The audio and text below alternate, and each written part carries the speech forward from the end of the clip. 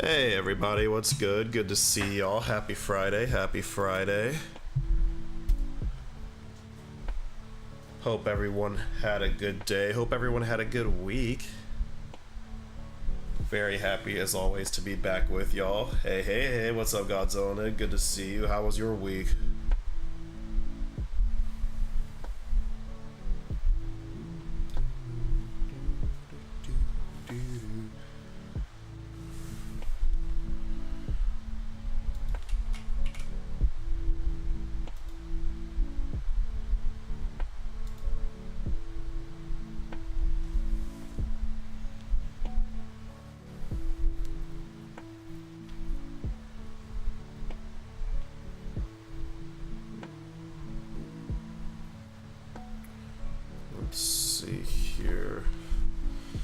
Sorry for the brief delay, y'all. The reason why was we were starting soon for a minute there is because I was fixing some last minute tech issues that cropped up. Stream Elements is being Stream Elements right now, at least on my end, so you know how it is. Good old Stream Elements. Hey Flacco, what's good? Good to see you. Pretty good. School started, which is whatever, but overall pretty. Yeah, that's right. It's back to school time. Damn. Well, best of luck with school. Whatever you got going on there. Hope you have a good year. Hope you have a very successful year. And know that we're all rooting for you right here. Flacco, how was your week?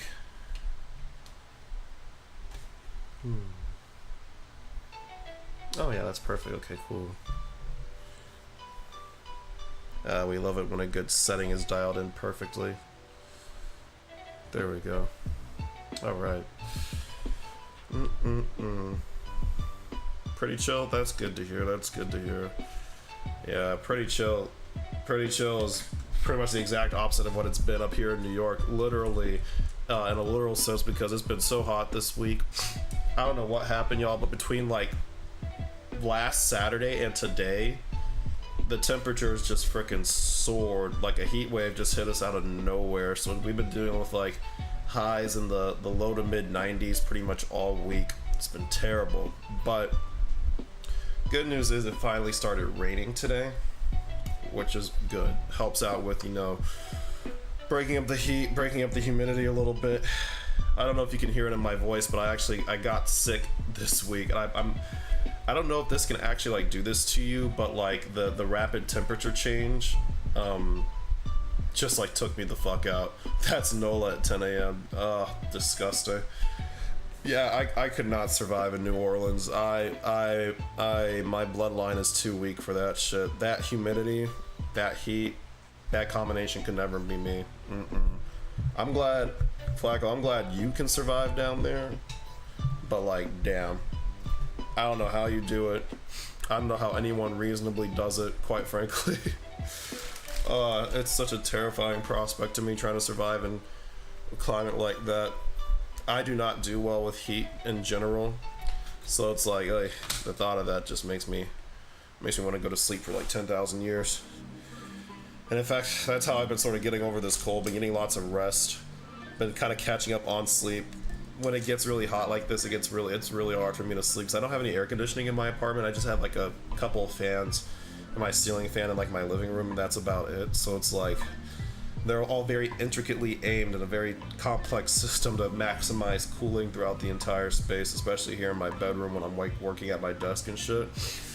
And then when I'm sleeping at night too, but like this week the heat was so intense that like it fully overpowered my system, which like over the last couple of weeks it's been like pretty chill. Like not literally chill, but like the temperatures have been like pretty fine for the last couple of weeks. And Saturday, oh my god, Saturday was so perfect, y'all. So like I'm like a 60 degrees or die type of dude. Like 64 degrees Fahrenheit, that is my preferred perfect temperature, right?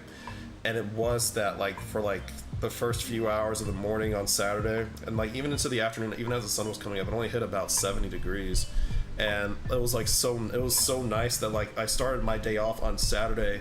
I like ran errands, and I didn't take like the shortest route to run my errands. I actually like took the long way around, took a little touristy route through my neighborhood, because you know, y'all know I moved here like 3 months ago at this point, and you know, I haven't really been wandering around. I haven't really been taking the time to explore my new neighborhood because it's been so damn hot. And so because it's been so damn hot, I'm like, I must stay inside as much as humanly possible and also not expend excess energy. But Saturday was a completely different story though. Saturday I got to just go around where I wanted and not feel like I wanted to die, which was great. Didn't feel like a melting popsicle on Saturday. And then like later on that night I went over to a friend's place. He had a little get together. He and his girlfriend had a little get together, and we went up to their balcony at one point in the night, and oh my god, it felt so cool and crisp. I'm like, yes, fall is coming. Fall is here. I'm so freaking excited about this. Let's go. And then it was all downhill, or I guess I should say uphill from there, because from like oh god, what was it, like late Sunday evening onward is when it started to feel really bad. But anyway, I'm glad the rain's here. We have thunderstorm chances in the weather forecast for like the next 4 days after today. So, and then from there we're gonna like be sticking around in like the 70s, 80s. So like I can deal with that. I can cope with that. I think. We'll see. But anyway, enough about the weather. Let's talk a little bit about why we're here tonight. So, first thing I want to do is first of all say a big thank y'all for your continued support of this channel. We hit 126 subscribers this week as a little update to our subscriber goal. We're located right up there, so we are well on our way to reaching our 200 subscriber goal, which is very exciting. Hey Nikki, good to see you, fam. How you doing? How was your week? Hope it was a good one. What was I saying? Yeah, so yeah, 200 subscribers, we're almost there. About, what is it, math, 74 subscribers away. So that's pretty exciting stuff right there. So, you know, that's great. And then, sorry, this, oh my god, I find it so hard to concentrate and maintain my train of thought when it's this hot. What was I gonna say? Yes, of course, as always, y'all, if you like what you see here tonight, don't forget to leave a like at some point while you're watching the stream, because, of course, likes really help out the channel. And if any of you who are here tonight happen to be new, hi, guys, my name is Christian, or Chimera, whichever you want to use. Welcome to youtube.com/Chimera Games. Don't forget to leave a like on the stream. Subscribe if you haven't already. That way you can know exactly when we go live every Friday night at 7:30 p.m. Eastern Time. If you want to follow me on my socials, all of them are in the description below. And Godzilla Nid says, have you been playing any games lately? No, not yet. I'm actually gonna play my first game in a while, and my first game post balanced data slate tomorrow, because my gaming group's getting together for their monthly meetup tomorrow, so I'm gonna go to that, or early in the morning I'm gonna get up and go to that. I do have thoughts on the balanced data slate and the new points. In fact, let me pull those up right now while we're sitting here chit-chatting. Warhammer community. Let's see, because I do have some thoughts and feelings about that I was going to talk about very briefly before we jump into painting Celestine here tonight. Where is the article? Yes, here we go. Alright, let's pull up yield, monitor 1 set up. Exit out of this for the time being. Don't need this up, I don't think. Just cleaning up my desktop before we swap on over here.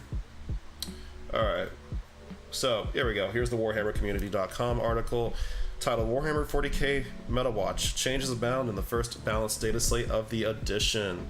So, first of all, this the article itself sort of summarizes the biggest changes, so we'll go over those really quickly.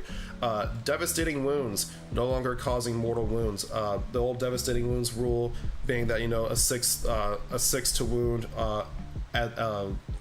applies mortal wound damage, and then the attack sequence ends, basically was a TLDR of that. This, I'm actually, so it's interesting because, like, there are basically two types of Sisters players. There are Sisters players who are very happy with this change, and there are Sisters players who are devastated by this change. Ultimately, I think because this is a universal core rule change that applies to literally all factions in the game, this is ultimately a net positive for us. This does hurt one of our more powerful combinations that uses the Palatine comboed with like a with whichever squad is like escorting her to crank out some mortal wounds, get some heavy damage in there to sort of supplement the fact that our firepower is generally kind of nerfed in the transition to 10th edition, especially because like our multi-meltifier is severely was severely nerfed by range, having a shorter range. But by the same token, now our units won't get deleted in one round of shooting, which is great because the devastating wounds causing those mortal wounds that sort of splash over and deal extra and still deal spillover damage and the ones that dealt spillover damage to like our units were like absolutely awful for us. Like a whole 10-woman squad of battle sisters would just be deleted like that if the opponent got lucky, or if you're Eldar, you had some sort of way of manipulating your dice roll to sort of boost your damage. That was really bad news for us. So I'm really happy with this change. I'm really happy that devastating wounds got. I'm really happy that devastating wounds got nerfed. This other change too, I think, is really fantastic. Like, I feel bad for Knights players. Because I know Knights players had a really rough time toward the end of 9th, and then going into 10th, they were like top dogs, and they were all really happy about that. So I sympathize with y'all. But honestly, let's be real, with Overwatch on Titanic units, it is a good balance. I agree. I was gonna say, with Overwatch on Titanic units, that was kind of really painful because they could see you from just about everywhere, and they didn't even need to see you because before you didn't even need line of sight. Now you also need line of sight too, which is really good. And I think the reason why they made it so the Titanic units can't Overwatch anymore is because obviously they're gonna have a really easy time acquiring line of sight on your units because they're freaking tall, right?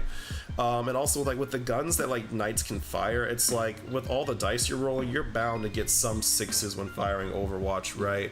Like, the odds are like in your favor when it came to rolling for a lot of different Knights weapons, especially like on a Crusader Knights. In the games that I played pre-data slate. So yeah, this was a very welcome change.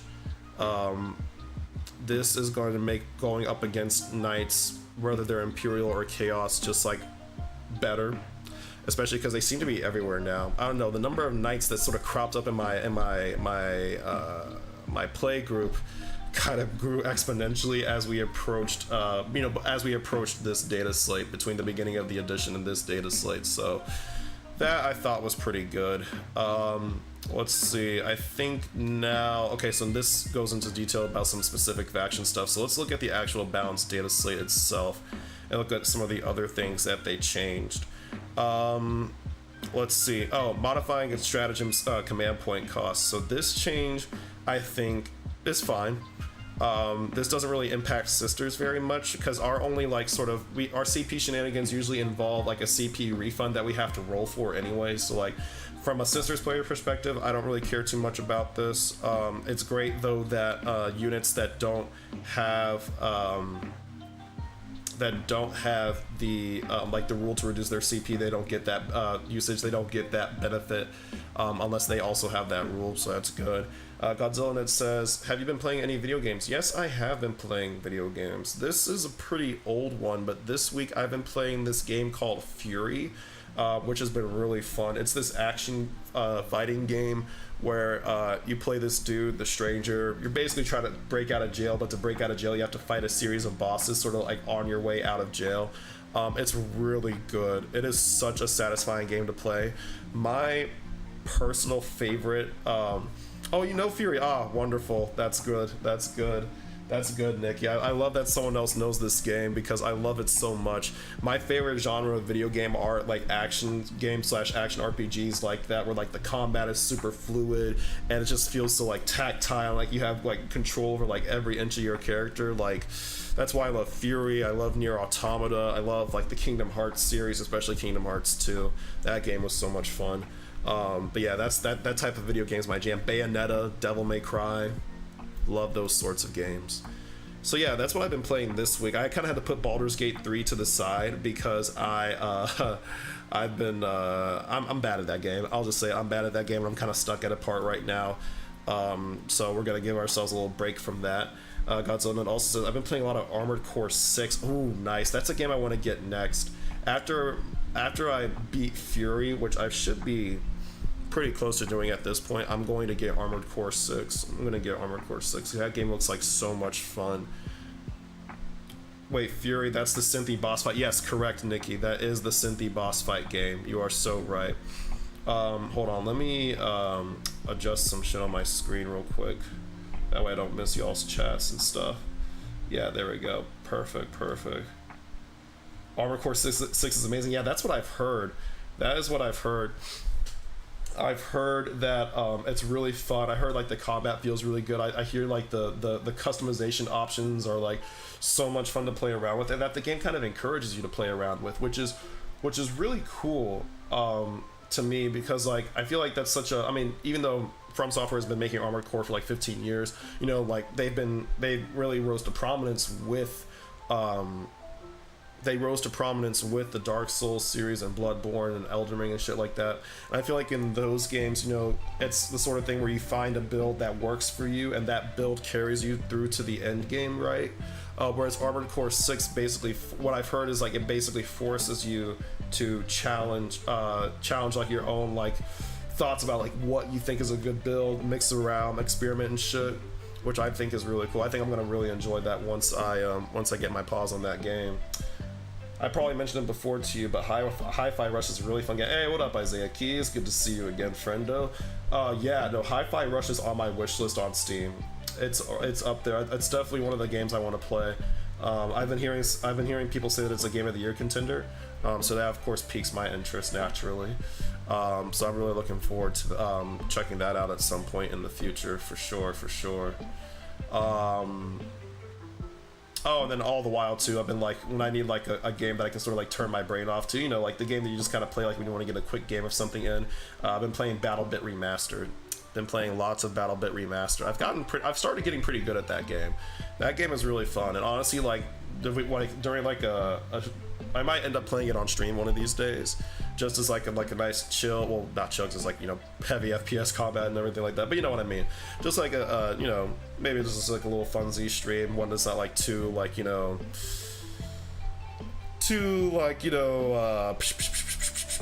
complex, I guess you could say, like, you know, it's not like, you know, painting fine details on miniatures and stuff, you know, we might play that together. But yeah, BattleBit is surprisingly great. I agree, Nikki. Like, it's crazy to me how 3 dudes made that game.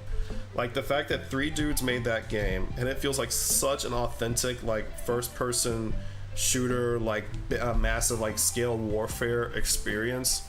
Like, I haven't felt this way about a video game, or like an FPS, since, like, Battlefield 1 came out in 2016. That's how good this game makes me feel. Like, the last FPS, like multiplayer FPS game I truly like enjoyed so much was Battlefield 1, and BattleBit Remastered just feels like it reminds me of how I felt when I like first played that game, like, what was it, 7 years ago at this point? Dang, that's crazy. It's been 7 years since we played Battlefield. Wow, shit. Godzilla says, speaking of customization, you can customize your weapons in your right and left hand weapons, right and left shoulder weapons, head, arm, torso, engine, boosters, and the targeting chip. God damn. That's fucking awesome. And yeah, Nikki, I agree. 3 dudes really did fix like the AAA Battlefield formula. Like the little things, like being able to like drag your downed allies around corners and shit, or like to wherever you want, to be able to then pick them up and revive them. To like having just like so many different weapon options and everything. Like, I love it so much. And yes, Isaiah Keys, Battlefield 1 is indeed a go-to game. I fully agree. And it's, yeah, no, that series died literally within like the next release, because 5 didn't do that great, and then we all know what happened with 2042. Ugh. But yeah, dragging enemies is always hilarious to me. You drag the enemies that way, that's crazy. No, that's funnily enough, that's something I didn't even think to try.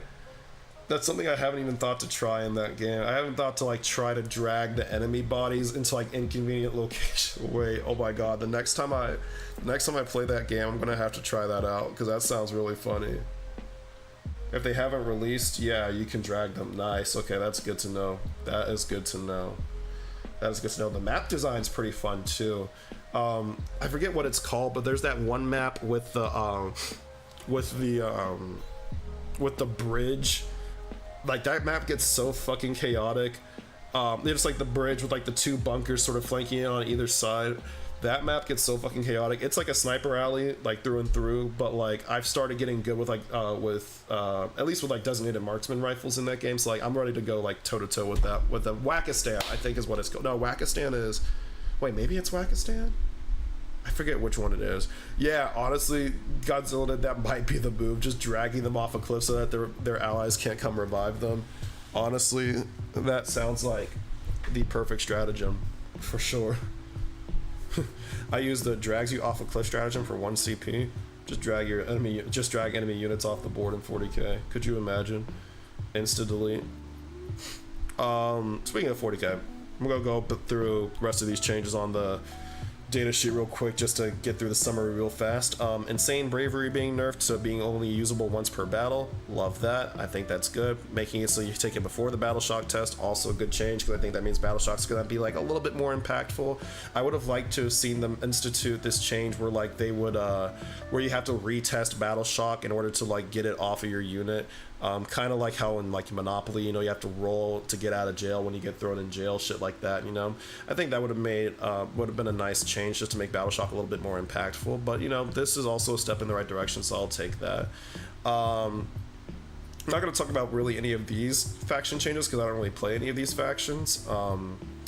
Except we're going to be eventually playing Death Guard, so can I just say real quick, Death Guard players are up. This spread the sickness detachment rule modification is so nice. They get these 3 new auras now, basically, that they can choose. They choose it at the before the start of the battle, and they can when the enemies are within contagion range of them, and they use Nurgle's gift on like objectives and on units and shit.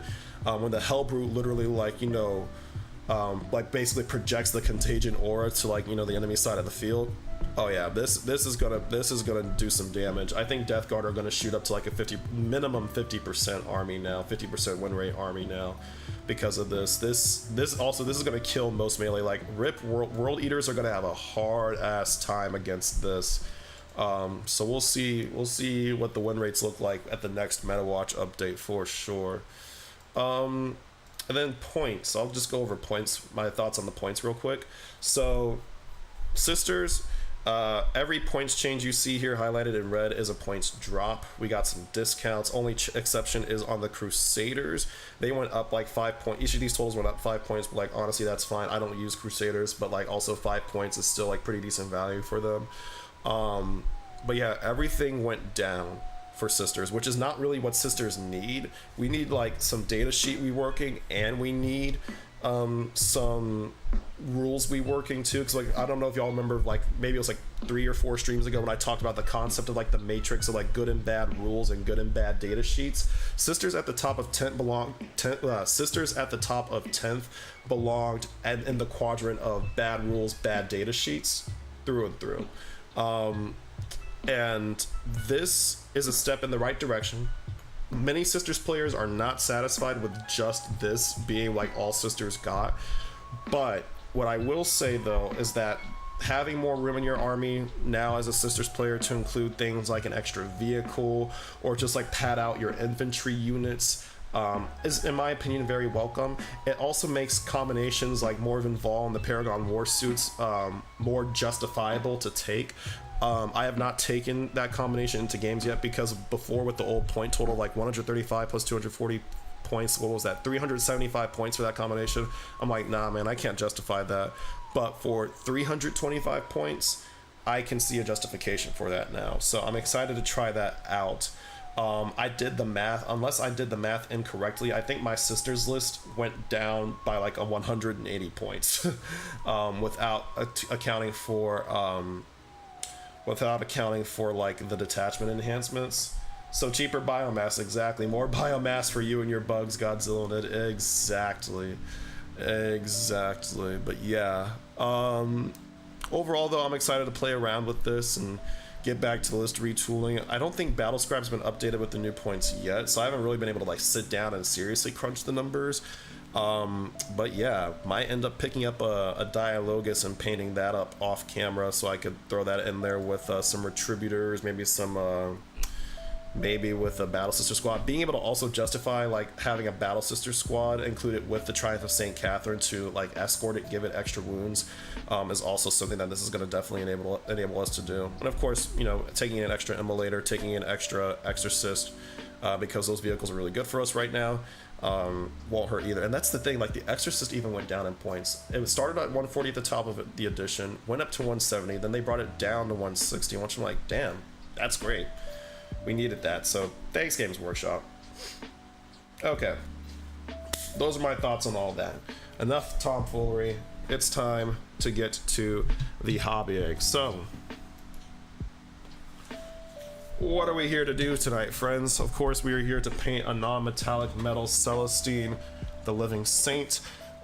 Between this time and last time off camera, I of course did my usual type of prep work where I did some priming off screen. So here's where we're at with that. So all three models, Celestine and her Gemini, all of them were primed black. And then I already laid down a base coat of Citadel Scrag Brown for Celestine, because that's going to be the mid-tone for, that's going to be the mid-tone for our non-metallic metal copper. By the way, I should say that the tutorial that I'm sort of following for this paint job was done by Juan Hidalgo Miniatures, who's, you know, like legendary in the Warhammer and miniature painting community here on YouTube. His tutorials are also fantastic. Like that, his videos have taught me so much about painting. Him and like Vince Venturella, like I basically marathon their videos, and I marathoned a bunch of Juan's videos in preparation, and of course rewatched the non-metallic metal copper video like tons and tons of times in preparation for this, because I love the way he breaks everything down, making it easier to understand. So his recipe for non-metallic metal copper is the one we are going to be copying to AT, just applying it to this model basically. And then I have the Gemini primed black and then base coated with a white acrylic ink, because we're just going to speed paint those when we get to painting those. I think I want to make their armor purple, kind of similar to like our Celestian Sacrosanct, maybe give them a lighter purple. We'll play around with that, but yeah, we're going to speed paint those up a quick purple once we get there at the end of this process. But yeah, this is basically the start right here. So I think without further ado, it's time to finally jump into this project that we've been talking so much. I have been talking so much about doing for so long. This is my first time ever painting non-metallic metal, period. So I'm a little nervous, but I feel more confident knowing that you guys are here to root me on. Thank you, Nikki. I appreciate that. See, just like that. That's what I mean. And yeah, so I should stop talking.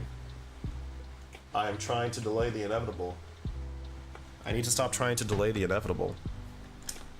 Okay, so in terms of brushes, I'm gonna make my choice wisely here.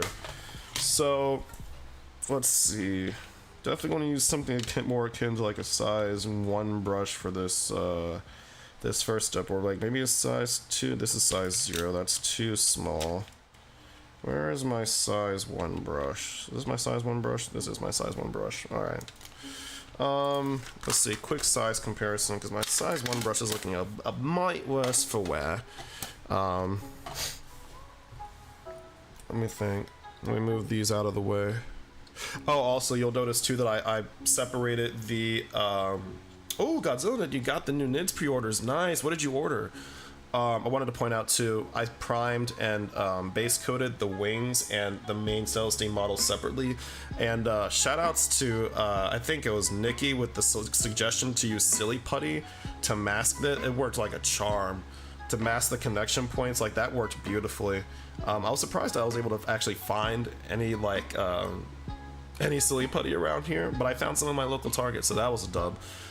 So yeah, this is definitely going to be helpful later on when we want to finally reconnect these and bring the two parts together. So we're going to set the wings to the side for now. put them in a safe location because I don't want anything to get damaged. Also, can I just say, the experience of trying to airbrush this model was so hard for no reason. It's because it's so wobbly. It's so wobbly. So like, I was so concerned the entire time that I was gonna blow this shit clean off the base and out the window and down to the ground beneath, and be really upset about that. And then also too, like, because it was wobbly, it was weird. Like the airbrush kind of kept missing, kind of missed the model at certain points. I'm like, what the hell? This is ridiculous. Eventually I had to like sort of like choke up on the grip there and just like get it to hold still. I had my gloves on, so it was no big deal, you know. Godzilla says, I got the Norn Emissary, Biovore, Death Leaper, Neurolictor, and the Codex. Whew, Merry Christmas, my guy. God damn. That's sick. When are they supposed to arrive for you?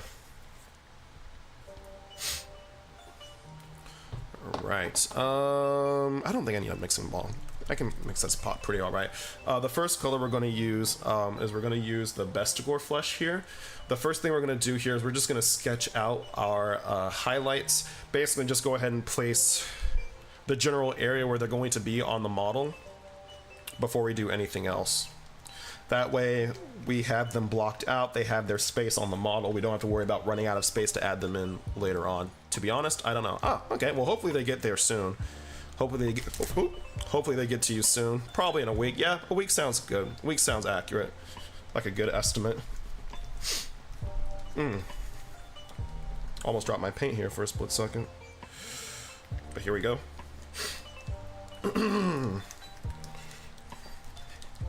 Alright. Also, I gotta grab one more. Where's Sunny Skin Tone? Here we go. Almost forgot one of our main colors. Alright. Let's do this. Ooh. That is a globby paint. Hold on. That's gonna be a mixing ball right there for sure. At first I was like, I don't need a mixing ball, but nah. I forgot yellow paints can be kind of chalky, so I'm gonna grab a mixing ball out of my toolbox real quick. There's just some ball bearings sold by the army painter. And drop that in there. I'm gonna use that to mix that up a little bit better, just to get rid of some of that chalkiness. There we go.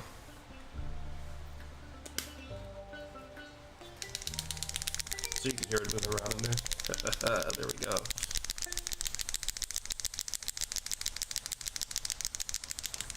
Carrots are the best vegetable. Ooh, interesting take. I actually quite like vegetables. I mean, I like vegetables, but I like carrots. Yeah, carrots are good. I think my favorite vegetable personally is asparagus. I love asparagus. I love what you can do with asparagus. Love the savory flavor of it. It's my favorite vegetable to pair with pretty much anything I make when I cook dinner at night. But then like tied for first with asparagus for me in my book is also carrots too. Was a big fan of them as a kid, still am. Yeah, they used to be like what I used to eat after like rec league soccer games and shit. Were carrots. All right, here we go. Finally gonna get some paint onto this model, which I almost forgot to load up in my model holder.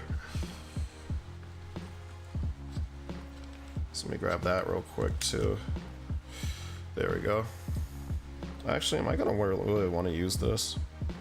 Honestly, probably not, because this model is again so wobbly. I kind of need to choke up on it like this anyway. And the new Godzilla -1 trailer dropped a few days ago. Oh shit, really? I might check that out when I hop off stream later. And we're going for just like a sort of regular, you know, acrylic paint consistency with this. So we're just gonna thin it down with a little bit of water, using my preferred technique, which is loading up the brush with paint first and then just slightly dipping it into the water just to get it a little wet. I'm gonna test that consistency on my hand here. Oh yeah, that's good. That's very good. My hands are so dry. All right, that should be good. So let's start sketching out these highlights and where those are gonna go. So we definitely need a highlight here on the knee.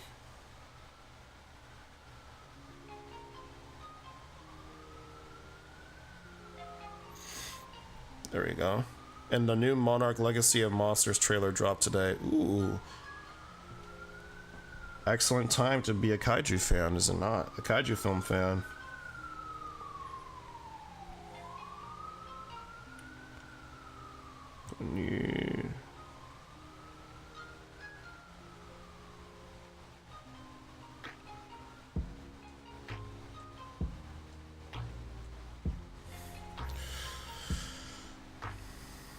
Who's being arrested? I have no idea. I can't. Wait, I'm surprised you even heard that.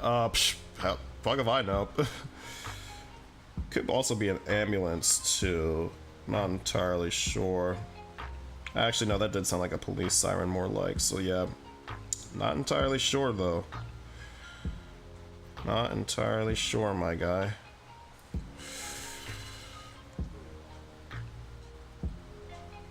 All right. By the way, for this non-metallic metal, in terms of the light sources, I'm imagining that like basically 4 lights are coming at the model from like this angle, and then like imagine an equal opposite triangle on the other side, kind of like this. So that's how the sort of lighting is structured for this model, in case you were wondering. Because that, of course, is going to impact where our highlights go, because those are, of course, reflections of the light. It's going to be... And this sort of lighting schema works like basically, you know, if you don't want to like have like an ultra specific sort of placement for your lighting source, this is kind of like a more generalized way of like getting a sort of all around shine on your armor. Is to imagine there are 4 lights basically shining on the model from 4 different directions in a sort of X formation.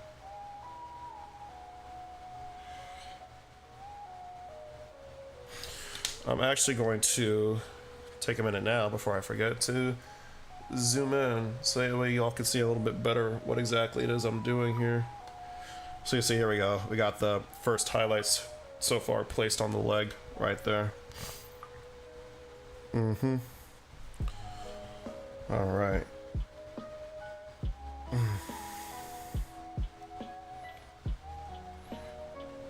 If I pull this off, this will officially be the hardest thing I have ever done as a mini painter. That's not, I'm not even, I wish I were exaggerating, but I'm really not.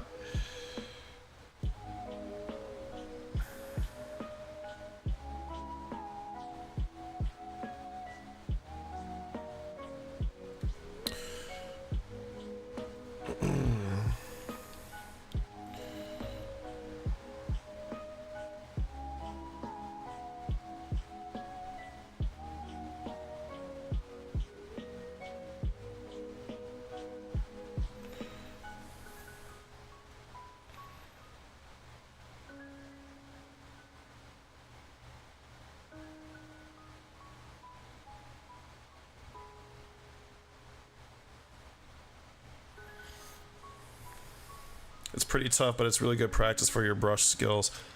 Nice. Yeah, that's what I was thinking too, Nikki. It's like, you know, if this goes poorly for any reason, at the very least, I walk away with this with some good practice on my brush skills. You know what I'm saying?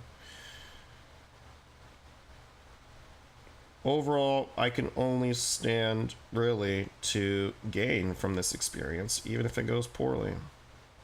Even if it goes poorly. But I don't think it's going to go very poorly. I think we're going to do a pretty alright job here.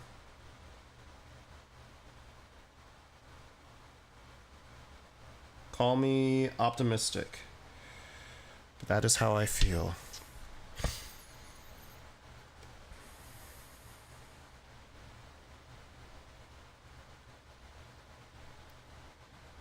Place an edge highlight on the kneecaps.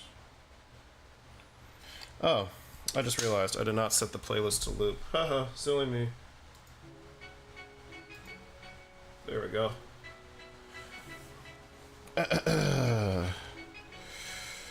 Ooh, did you pre-order any of the new nids, Nikki?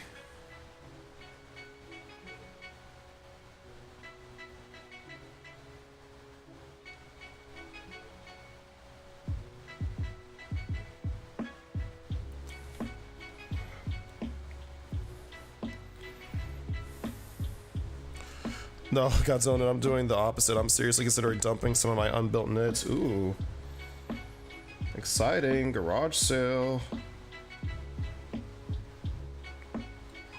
Come and get them while they're hot.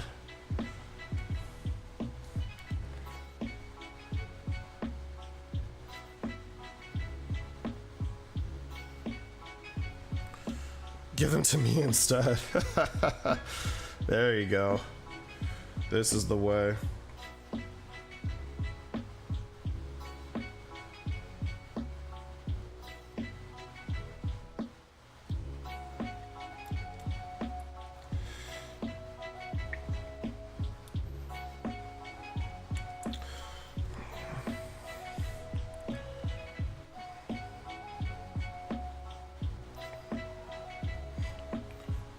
Just a bit more paint.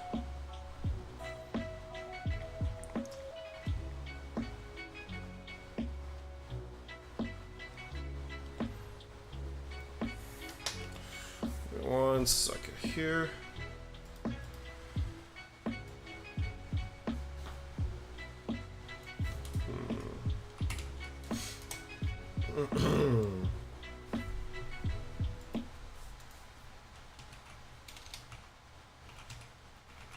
Gotta pull up my reference images that I have saved on my computer.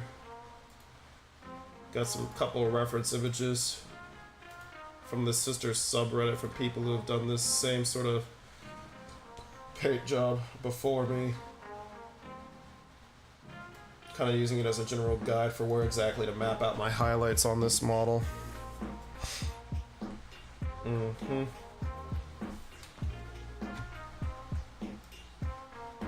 Let's see.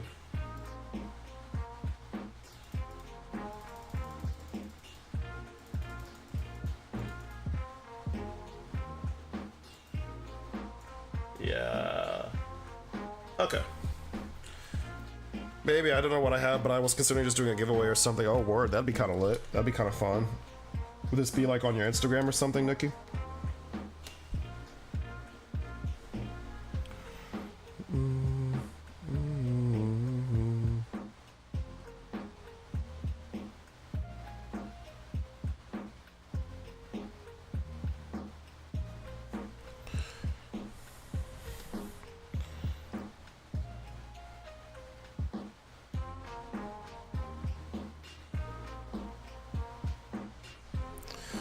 Yeah, I don't know, I haven't thought about it a lot. I just want to be rid of them. Fair enough. Gotta get rid of the nids.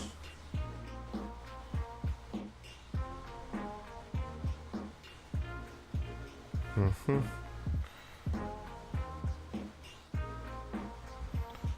get some highlights on the breastplates right here. It's gonna be a matching pair of them basically on each side.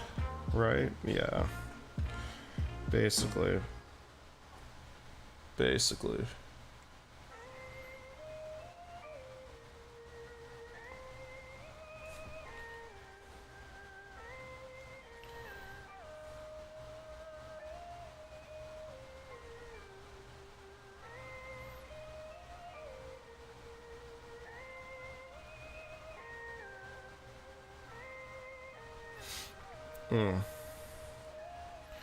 And of course we need one right here on the shoulder pads.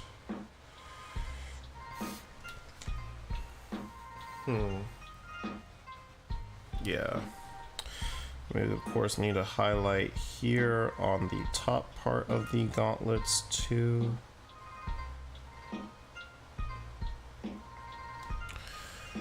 I never had a pile of shame. Well, welcome, friend. Please take a seat, get comfortable. All are welcome here in the land of the piles of shame.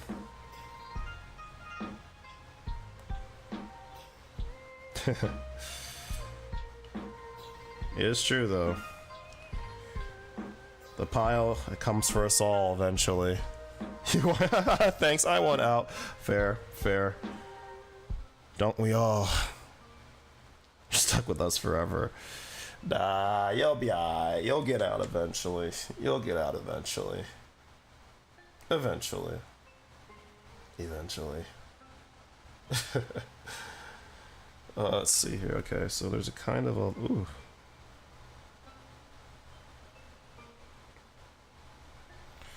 You know, all the models I could have picked to learn Namatog Metal on, I think I low-key chose a pretty, pretty icky, sticky, tricky one here, friends. I'm not gonna lie. We'll be alright, though.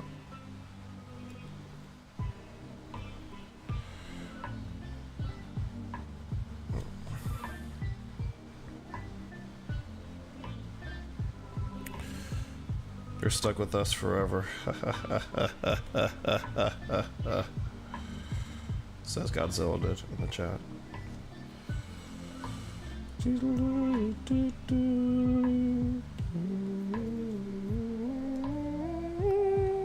She's about the best you can start with, I think. She's tiny if you don't count her wing. Oh, you know what? True. That's true.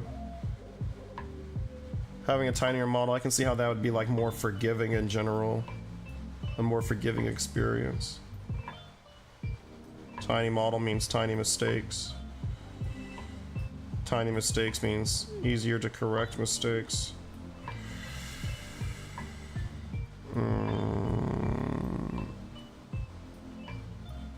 Put that there. Put a little highlight there. Let's see. We definitely want a little something right about like here, I think.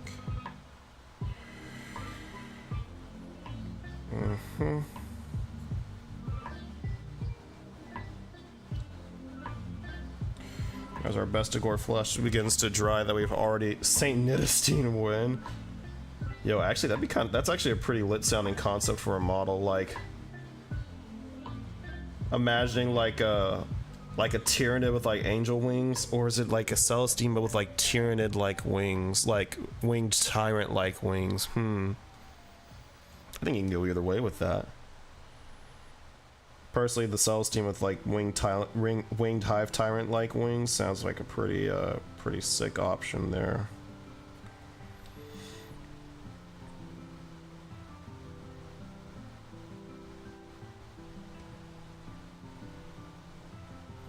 Let's see.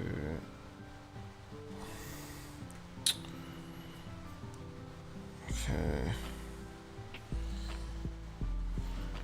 There's a wee highlight right here. I'm also looking at where like my hobby lamp is hitting the model too, and kind of using that to guide where exactly I choose to sketch out my highlights.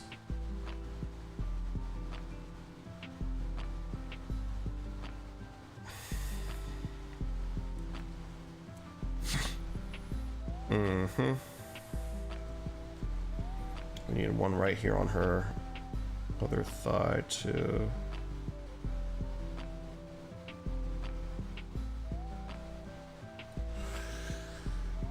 Let's see.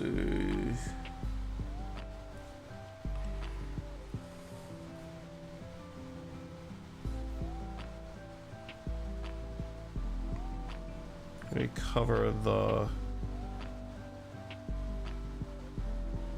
Make these ones on their shoes a bit brighter. If I don't like the size of these highlights, I have an opportunity in the next step to sort of course correct before we move on any further than this.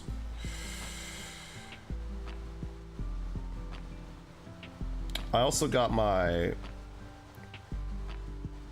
colors that I want for like other parts of the model that aren't like the armor set aside already as well. So we shall be getting to those here. We'll get to that here soon. Gotta make sure we get the back side of the model too.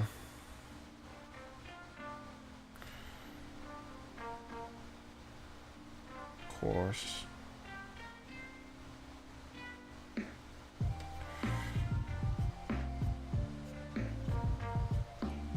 There we go.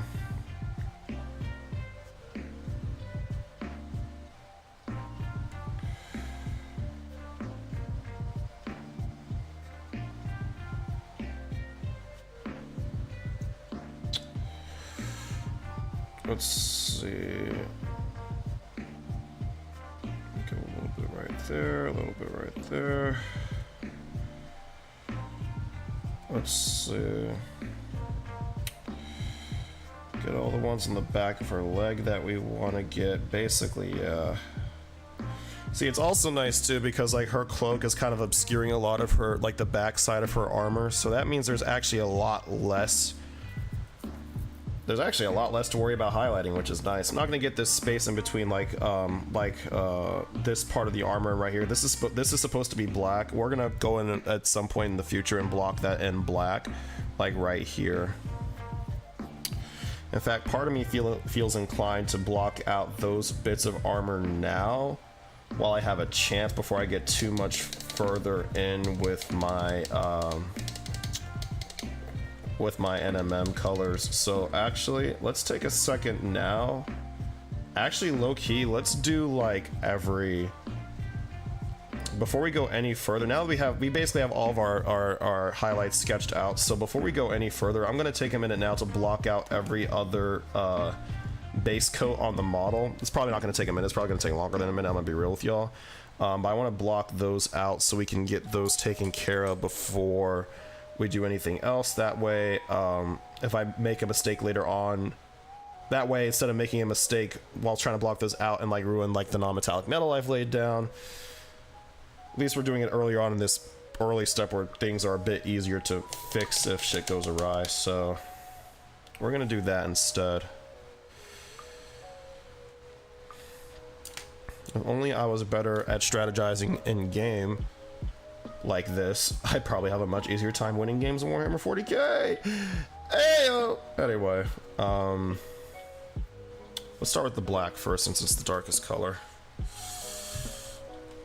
Oh, am I out of black? Holy shit, wait, hold on. Pause. Am I out of this paint? Raggy. I better not be. But I might just be out of black.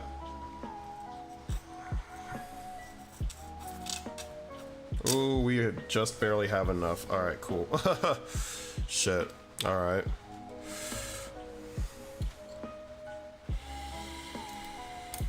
Alright, get some water.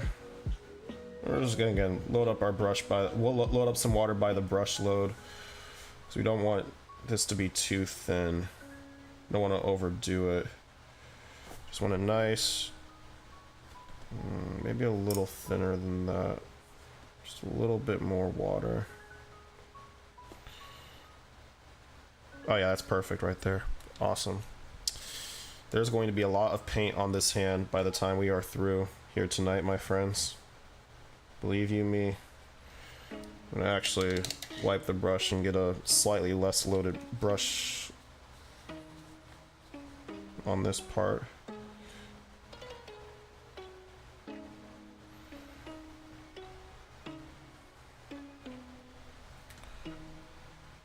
Let's see here.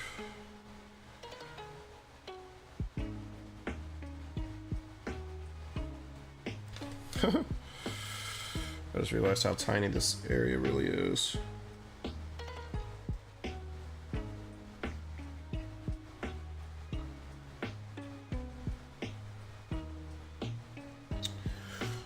Okay. Flip around to the other side to get the other half of it.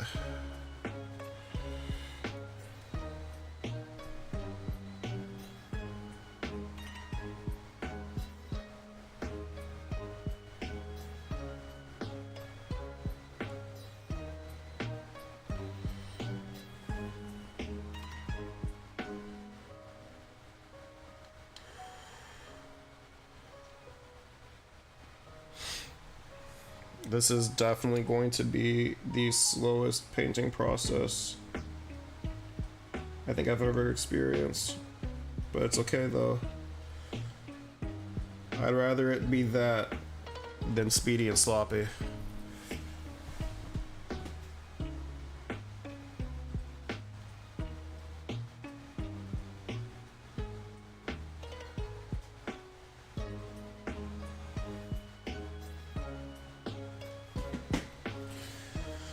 Let's see.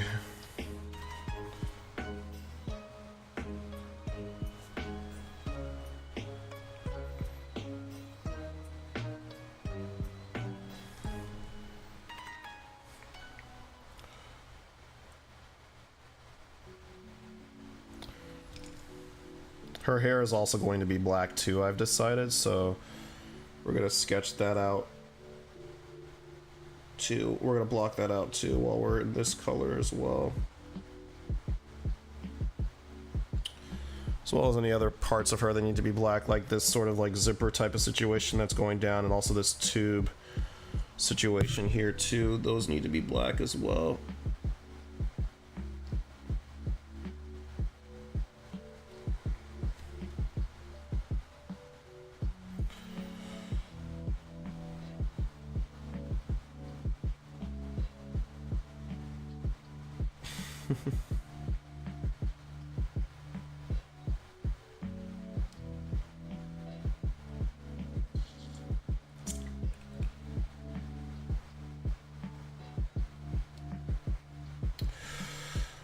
Okay.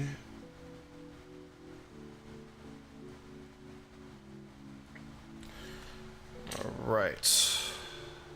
That'll do for that. That'll do for that. That'll do. Okay. Next thing we need to grab is... Next thing I will grab, rather, is this. Hold on. Already made a tiny, teeny mistake. Not too bad, but enough to matter.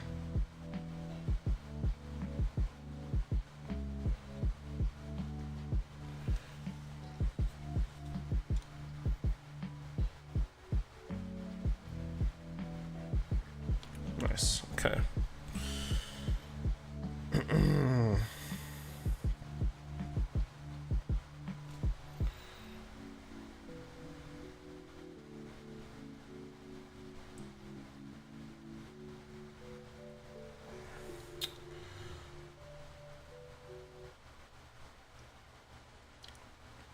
Go. Whew. Apologies if I'm a little quieter than usual tonight, y'all. Not only am I, of course, highly concentrated on this, but also too, I also just recently got my voice back after getting sick, so also still try to make sure I last to the end of stream and my voice doesn't die on me.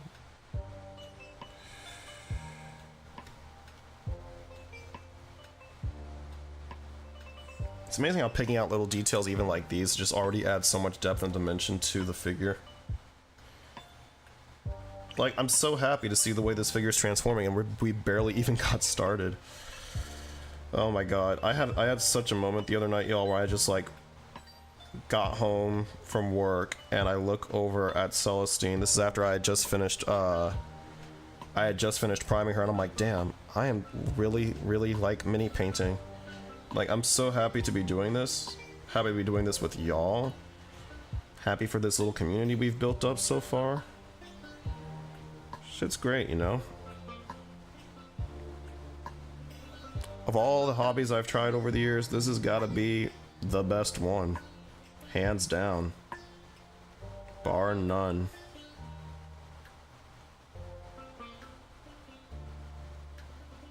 So yeah, I'm just happy, just grateful. Just wanted to express that. Jeez Louise. Okay. Where are you? Where are you? And I'm so sorry.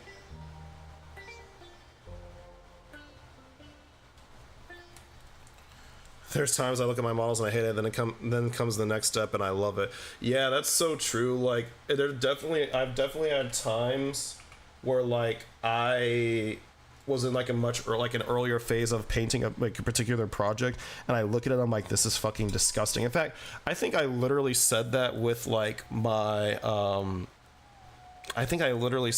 with my, either it was with the Battlesisters or it was with the Celestine Sacrosancts.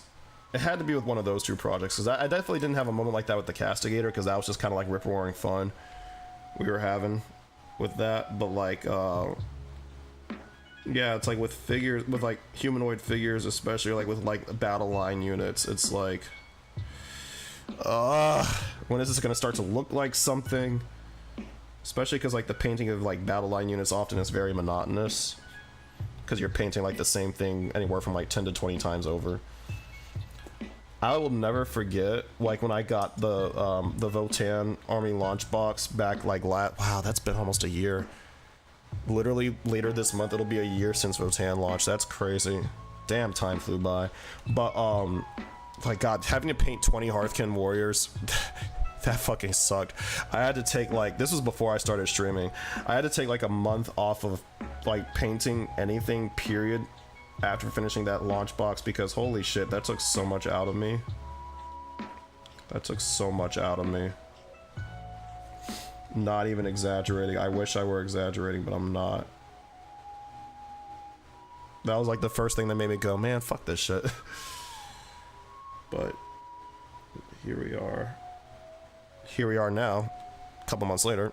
Oh, and then a couple months after the fact, I became a YouTuber. I became a Warhammer YouTuber, mini painting YouTuber. It's the reason I hate NIDs. Yeah, because you got to paint so many, like, you know, I mean, assuming you go like more Horde, yeah. Because I know there are lists that don't use as many Horde units, but like also it's like, yeah, it's like at some point you're going to encounter the Horde and you're just like, so yeah, I get it. I get it. And now Votann, with all their... Votann got a huge heap of points drops with the balanced data slate. So Votann players... Like I saw like my like Ultralord. I was talking with Ultralord offline. His brother plays Votann. His Votann list went down literally 320 points. That's a lot of frickin' points. And so I imagine what might end up happening is his list becomes a lot hordier as a result. But yeah, lots of armies received points discounts in this balanced data slate and new field manual drop. So we'll see how all that jazz shakes out. I'm sure like a lot of lists are going to end up going wider, especially like if you're someone like Sisters, for example.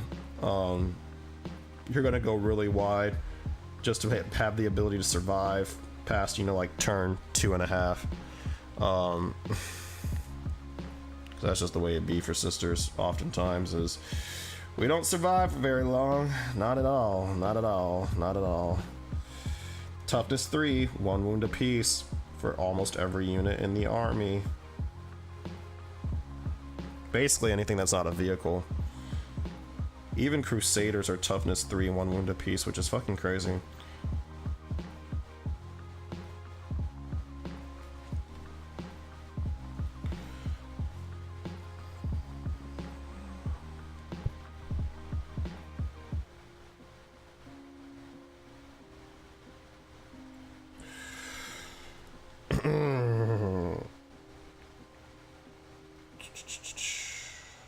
Okay. That.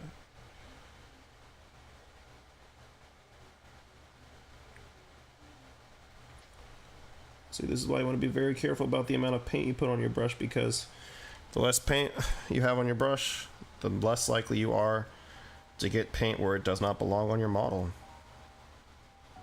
I learned that the hard way. I think y'all might have watched me learn that the hard way too. I don't really remember. I think what's today? The 8th. So next Friday is the 15th. So yeah, I think on the next Friday it'll be 6 months since I first started streaming. So I'm pretty sure I think my first stream was like what, February 16th, something like that.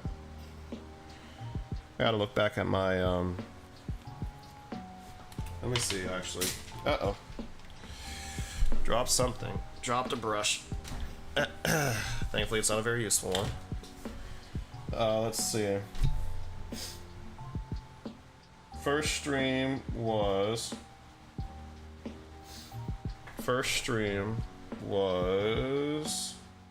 yeah, February 16th. Yeah, so next Friday will be, I mean, it's the 15th, but it'll be the 6-month mark of me starting this channel. So that's exciting. Can't believe it's been 6 months. I guess technically I didn't stream for like a month there in the middle because I moved. But yay, 6 months. 6 months of model painting, Warhammer model painting, and Warhammer meme making. Let's fucking go.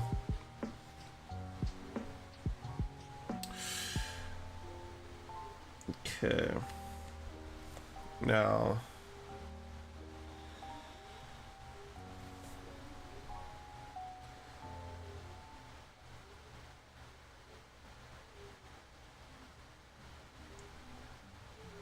I think my neighbor might be playing there.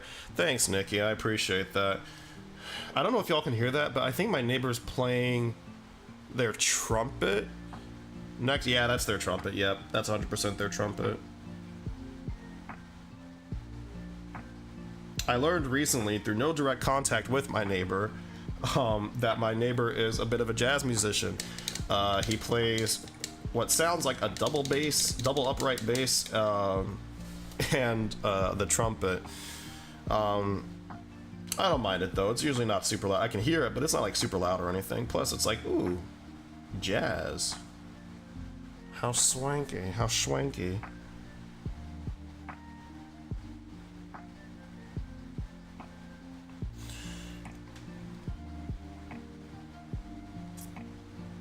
Okay.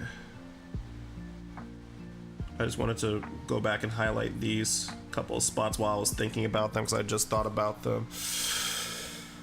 I just noticed them as I was painting these black spots here, so I just wanted to cover that before I forget, before I go any further. Now we can come back to it later and it'll be all well and good. All well and good. Okay. I almost forgot, but her corset, like, right, this sort of corset part of the armor right here is, ought to be actually, is what I mean to say, a different color.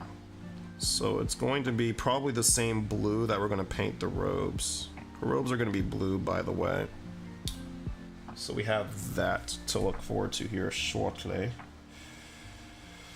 Yeah.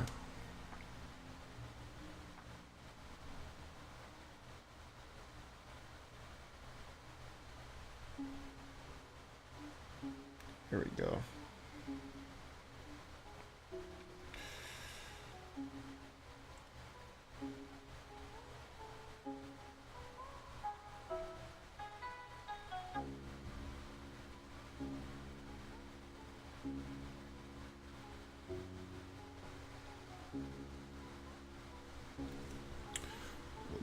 Paint here. Cool.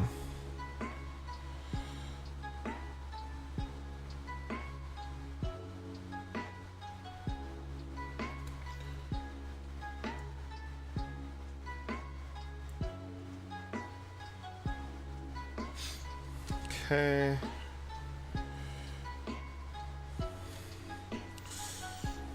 Let's see here. All right. Let's get the hair.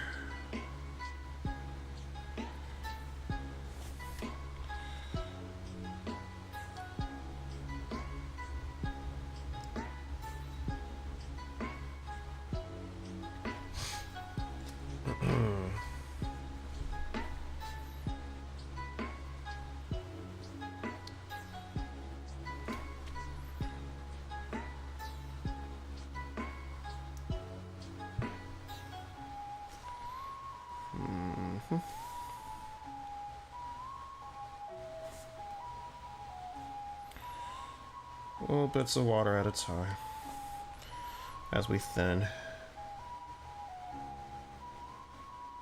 Always add more if we need it, but we can't suck the water out once we add it, so we must be careful. Must be very careful.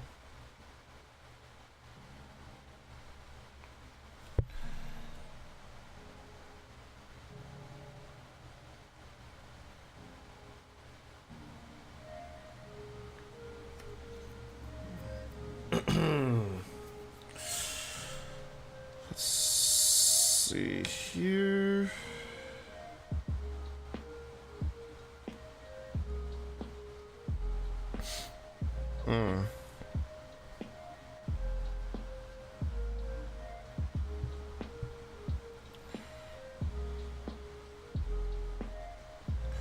Here we go.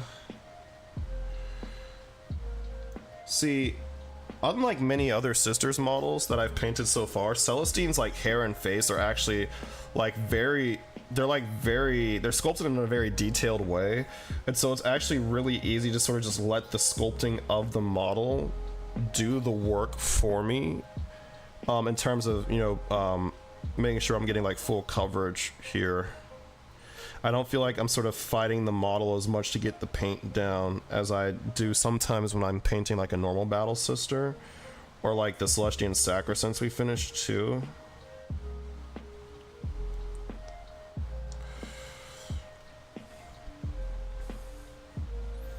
So that's nice. That's a nice change of pace.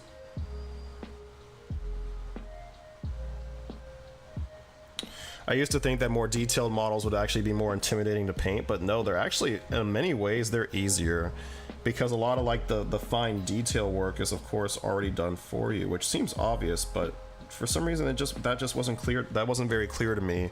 Like that rationale didn't sort of jump out at me way back when I first started. So I'm like, oh yeah. Now I'm like, oh yeah, that makes perfect sense. Sure, it can be intimidating to have to paint all those details, but again, most of the work's already done for you. She's got the best face. I don't think GW does great faces from what Nikki, you have no idea how validating it is to hear you say that, because I feel the exact same way. Like, I know painting faces can be like tricky, but like there was a certain point in time where I just felt like, okay, it can't be this bad. It sincerely cannot be this bad. And like looking back at like my minis that I've, you know, painted with like exposed heads, I'm like, damn, these faces are so like smooth. There's barely any detail on here. How the hell was I ever supposed to paint this? Realistically, how was I ever supposed to paint this well? Because they're just so flat. They lack detail. Now, what I will say is like, yeah, even the box art looks bad. I agree. I fully agree. Even the faces on the box art look really bad. I did notice that, the one Imperial Guard unit, Ursula Creed, she looks really good. She looks actually quite good. Yeah, most Sisters faces are actually hot garbage, I'm not gonna lie. And I know that faces are actually not as hard to paint as I might think they are, slash as I've been sort of led to believe they are, because I'll tell you what, so I think I've mentioned this, but like at some point in the future on stream, or maybe as a side project to myself, I don't know, probably gonna be on stream just to shake things up a bit, I do have a box of A Song of Ice and Fire miniature, specifically a Night's Watch starter box to paint. And I tried one model out one time when I went over to a friend's place, and she and her dad wanted me to teach them how to paint miniatures for their Gloomhaven set. And I brought my one of my Night's Watch sworn brothers with me, and I was painting it, and I got to the face. Holy shit, I made a pretty decent fucking face out of that model, I'm not gonna lie. And I was staring at it for a long time. I was like, what is so different about it? And I noticed immediately, like, oh yeah, it's the fact that the face is highly detailed and well sculpted, and just makes my job 10 times easier than what I've experienced up until this point. So there you go. There you go. So yeah, a well sculpted face goes a long way in actually helping you to paint faces and learn how to paint faces too.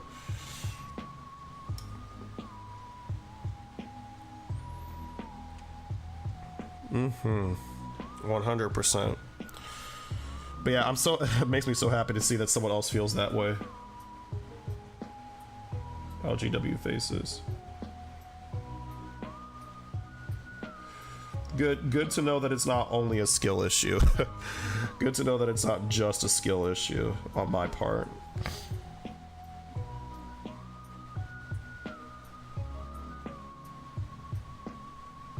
Mm-hmm. Oh, this model's gonna look so freaking sick when we're done with it, guys. I'm so excited.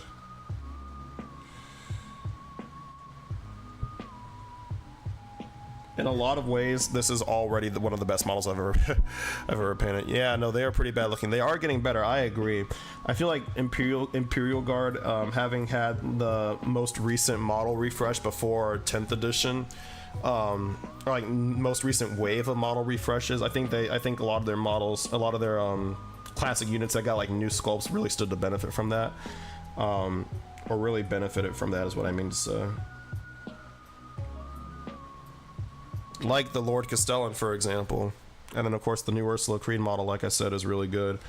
Yeah, something definitely, they got their shit together low key, or they started getting their shit together low key over at Games Workshop in like the last year of 9th edition.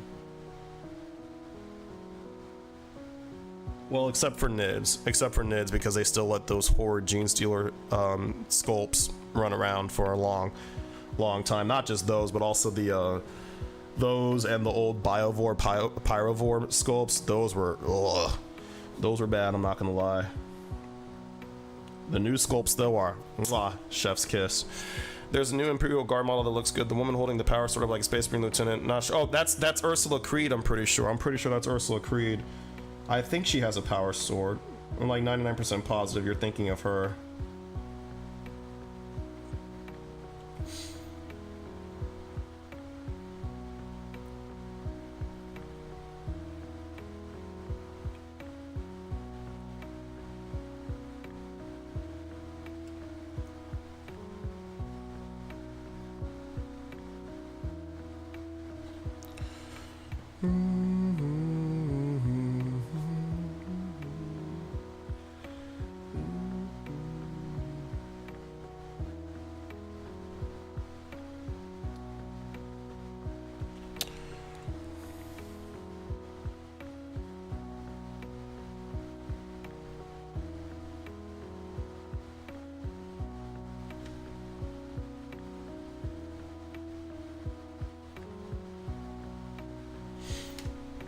Let me see, let me find a picture of her real quick.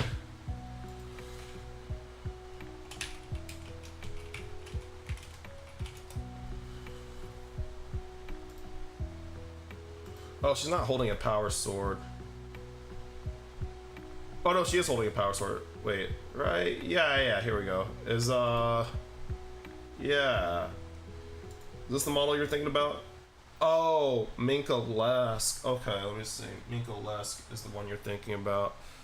Ursula does look pretty. This face does look pretty good, though. I'm not gonna lie. Oh,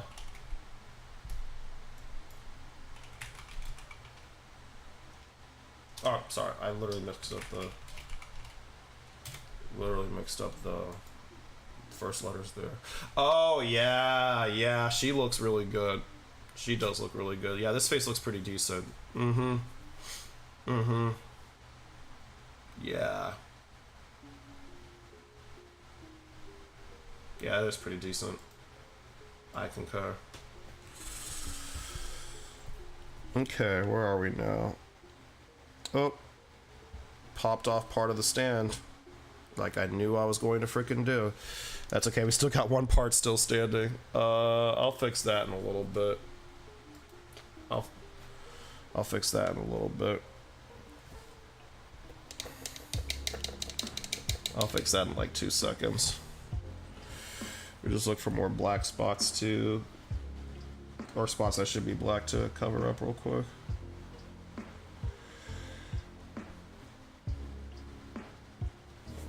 I don't want to be too anal about it. I just don't want to make it look like the undercoat is poking out too much.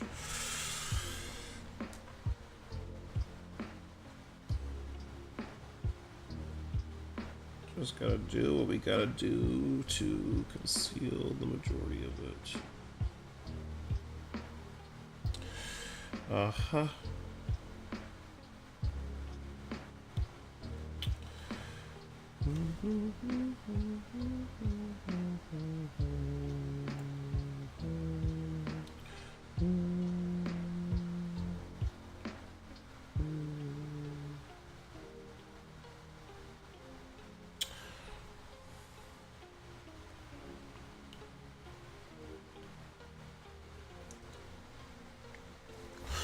Okay, let's second coat that real quick.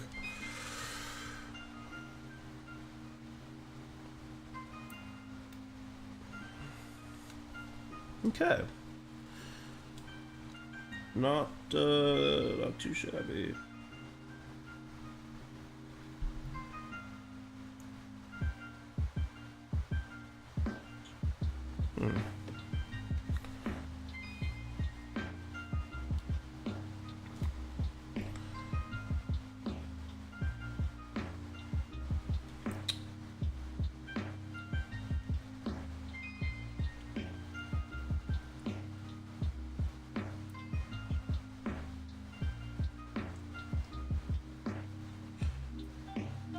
Okay.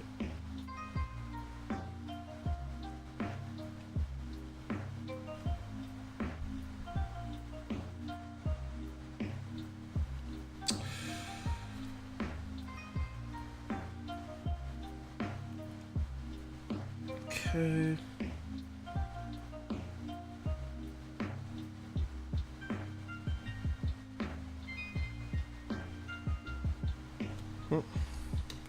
Gotta run. We'll probably be back before stream is over. Good luck. Thank you, Nikki. Take care. Thanks for stopping in, my guy. Peace.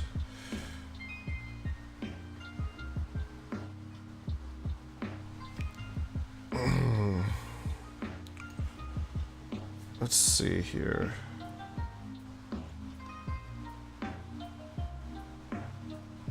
There we go. Clean that up nicely. Had a little bit of a smudge on her face right there, but that is okay. That is okay. We fixed it. Moving on. Okay. Where is my reference image? I need to look at that real quick to decide what to do next here.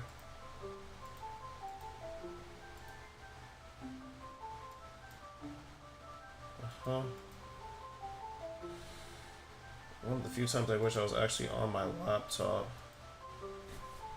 so I could actually just use a trackpad to zoom in on shit. But this is okay too. This is fine as well, because we're gonna be having Celestine looking fine as hell. Bars.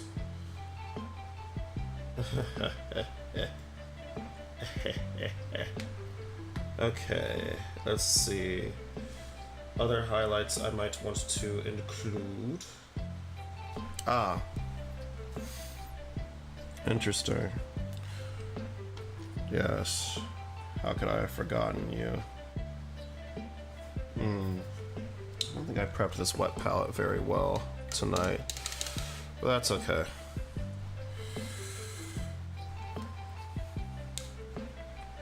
We're kind of using our paints in pretty short order tonight, so not going to be hyper vigilant about all that.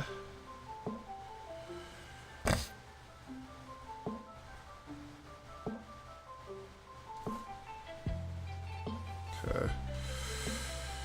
What do I need? I need something right there.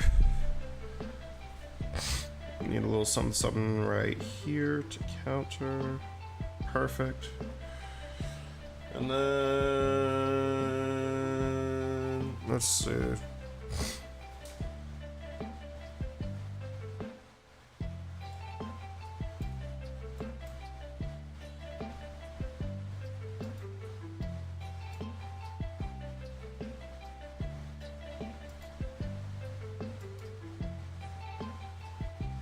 All right. That should be it for highlight points on the model herself. I want to pivot really quickly just to focus on the wings for a little bit. Get some of those points down pat as well. Oh, there's going to be one right here, obviously. Goes without say. That's obviously one of the shinier points on the model.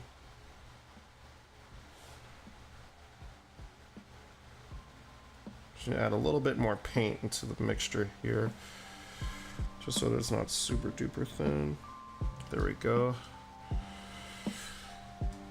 Uh-oh. There we go. All right. And back in frame.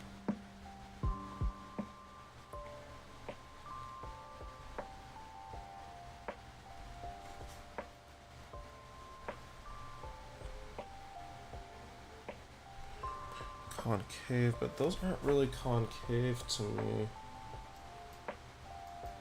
Yeah, that doesn't really look super concave to me. So let me think. So if that's the case, I think I'll probably just do the entire thing here then. And then, how else do we do this?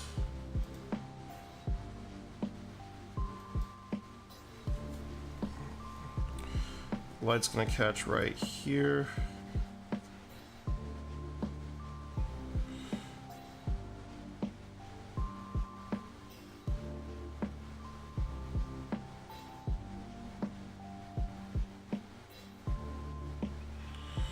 Sketch out highlights on the halo, of course.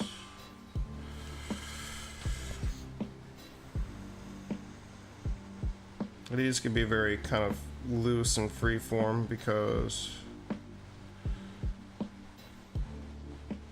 of the circular nature of the halo right here. And then we have one on the arch right here, on the top arc right here. Yeah, that makes sense. And then we do like what? We do a shiny point right here. We do like a little bit more around the edges right here. We grab this, we grab this. And then we do basically the same thing, but on this side now. Put a little reflection point right there on the skull. Same thing over here. We got a point here. Point here. So you got a point on the connection point right about here, roundabouts. Got stuff right here, here, here. We'll say like right there too. Okay. Okay. I'd say that's pretty decently sketched out.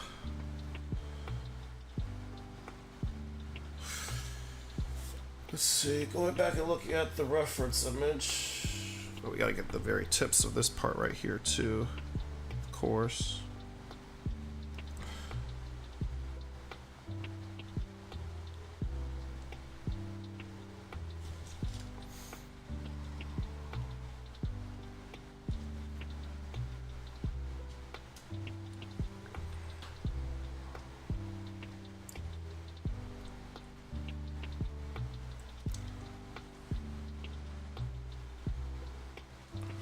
Reflection point right there in the middle.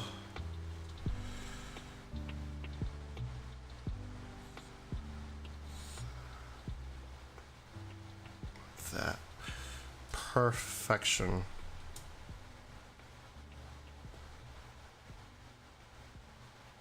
I'll probably end up taking a second pass at all of those before I actually go to paint them.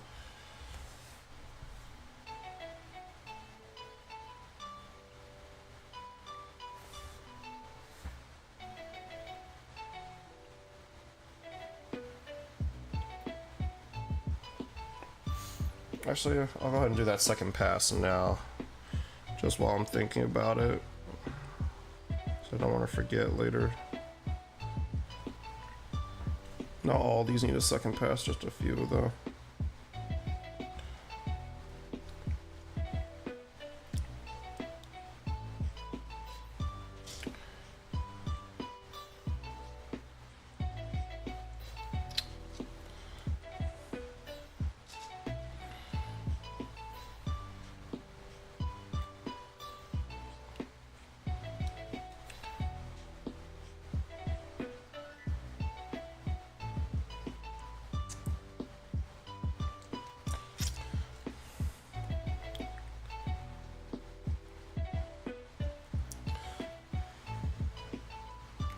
Alright, we'll let that dry now.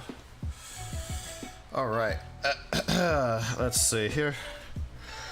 What's next to do on Celestine herself?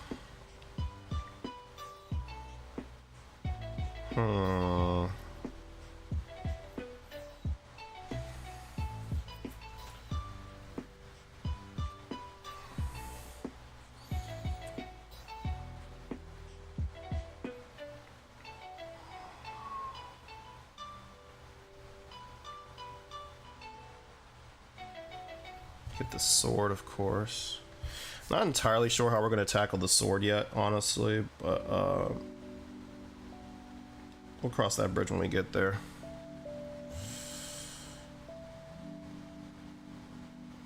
Okay. Let's see here. Yeah, we don't have to worry about that part. Okay, cool. That is good to know. Alright. So, make sure I'm back in frame. There we go. Close this up so I don't knock it over. Because I'd be very upset if I did that. Alright. Let us change colors and change brushes now over to the dark Prussian blue. To paint her robes. To block out the colors for her robes, basically, is what that's going to be for. And we're just using our classic dark Prussian blue. Haven't used this color in a hot minute. Get that in focus. There we go. Dark Prussian blue. I haven't used this color in a while, but those of you recall from one of my earlier streams when I mentioned this was the original base coat for my original wave of Battle Sisters. So this is basically the color that started it all right here. There we go.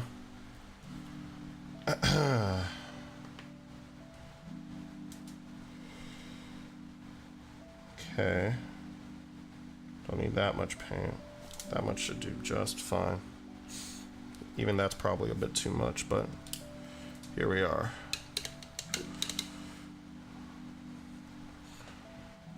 Okay. And we're going to switch to our slightly larger brush, our monster brush from Days of Yore, in order to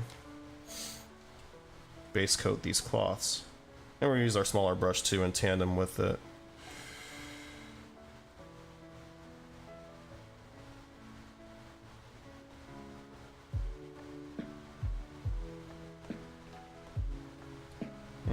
That's looking good. Let's see. A beautiful consistency.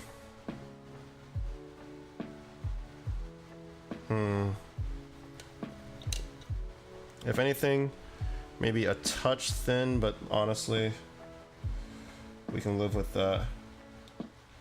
We can certainly live with that. Oh yeah, that's perfect right there. Okay, awesome. Onward and upwards.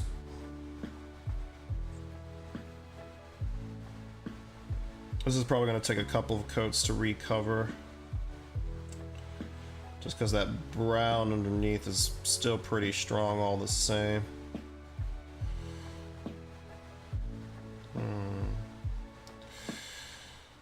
Yes, this consistency is a little thin.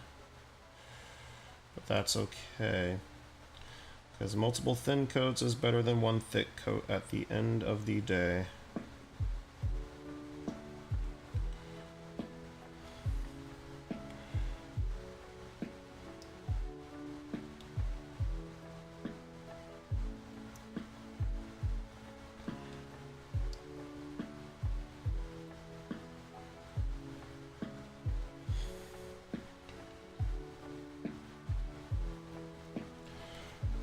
Oh yes, the vision is starting to come alive.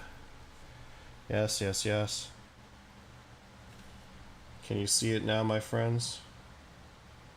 Magic is being made here.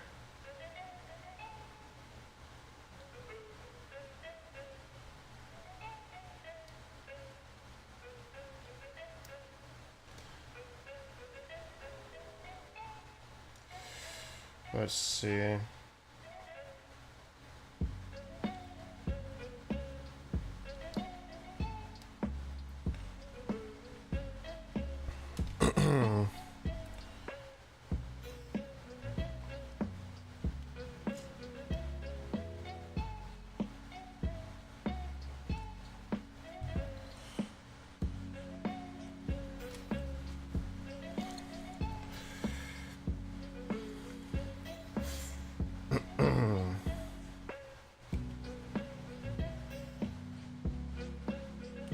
Gotta dance around the purity seal right here a little bit. No big deal. We have the skill to pay the bill right there. Nice. Alright.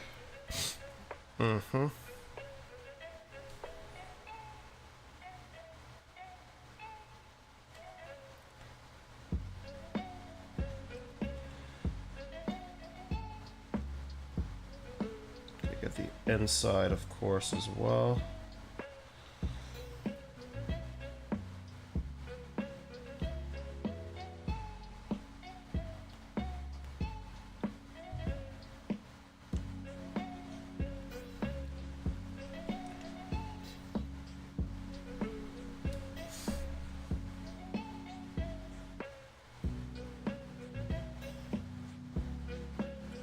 Ooh.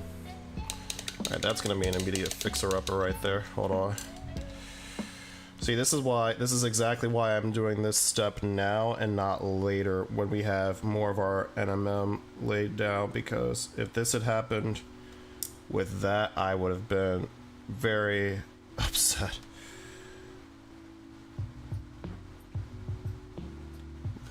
But right here, we have a golden opportunity to correct this mistake.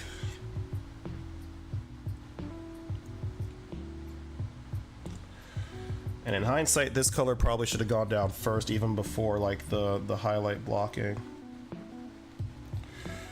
But that's okay. We're going to make this work one way or another. Alright, I think to get up in this part, I'm going to actually use my smaller brush here in a little bit. But first...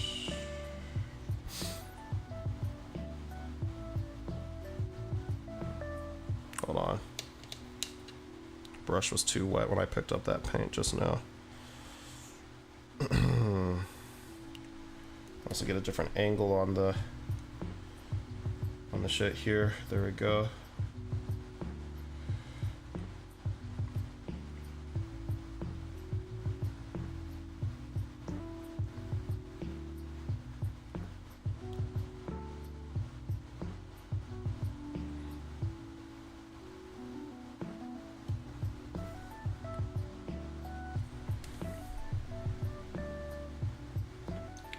There we go.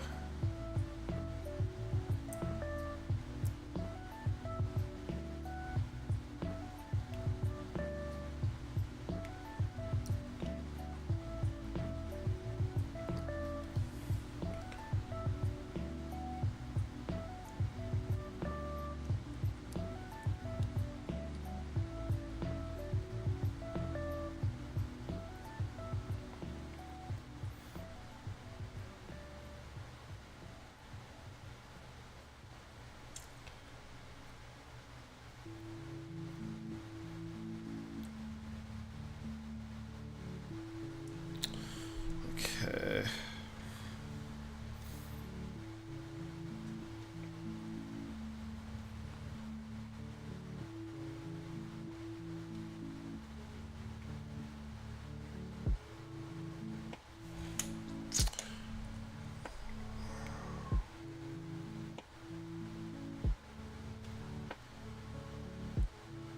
There we go.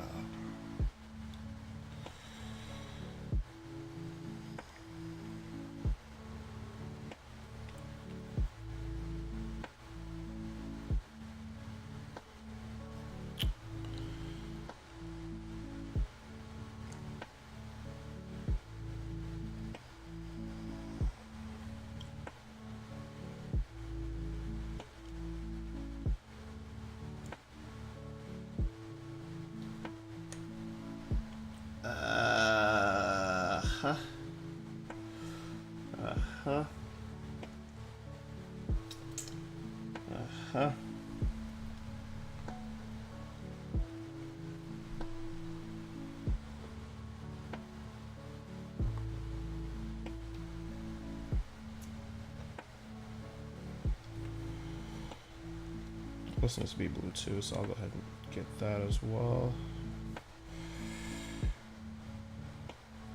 Okay. Oof. Lots of bending around and reaching around corners here.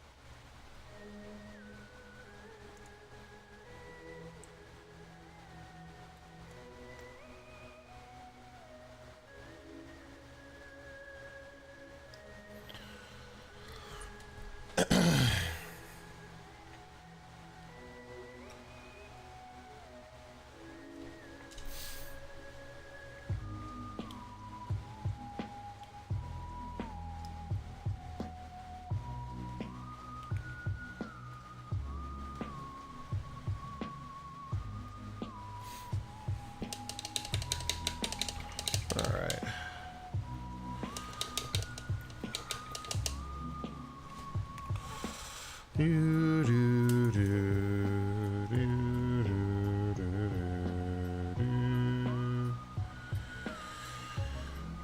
Gonna switch to the smaller brush here so I can get up in these crevices.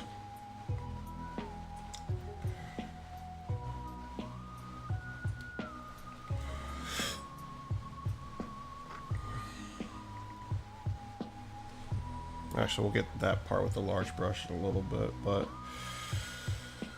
here we'll do this instead.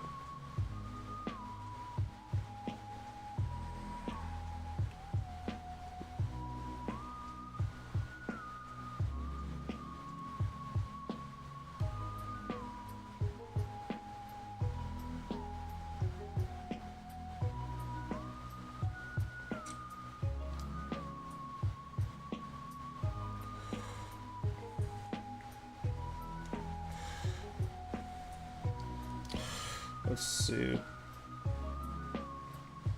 There we go. Perfect. All right.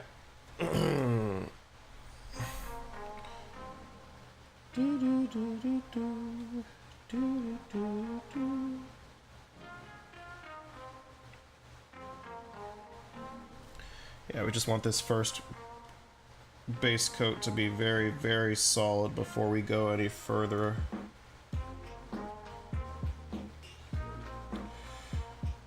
Really don't want any brown peeking out at all, any scrag brown peeking out at all.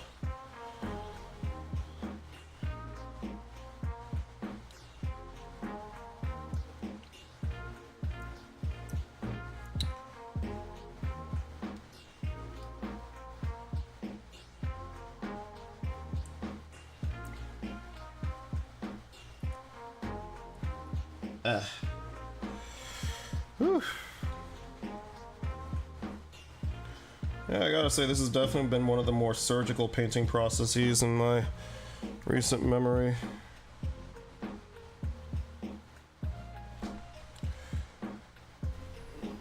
Absolutely. Oh, but glazing this section is gonna be really fun. Glazing this section is actually gonna be really fun, though. I'm really looking forward to that part. See how the blue shapes up. That's gonna be sick. Once we get those glazing layers on there, that's gonna look really pretty. Trying to do like a blue, dark blue to light blue. My plan is to do like a dark blue to light blue to turquoise transition with the robes. So we'll see about how that goes.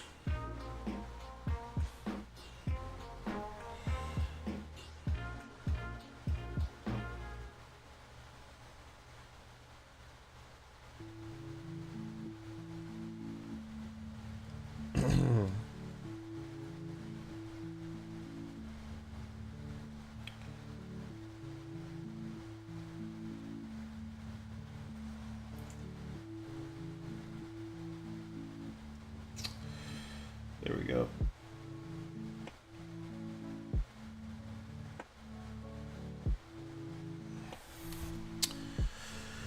Whew. All right. How's that drying up on the back side here? Pretty decently. Gotta get this part right here. If I hit the birds, that's fine. The birds, we're gonna base coat those a pretty decently dark color here shortly, so anything that happens to them can probably be righted almost immediately with just a mere application of their intended base coat, which is gonna be like a dark beige. I'm eventually gonna make them kind of like an off-white, like a warm off-white. It's gonna be that's gonna be the intention for them, or that is the intention for them, I mean.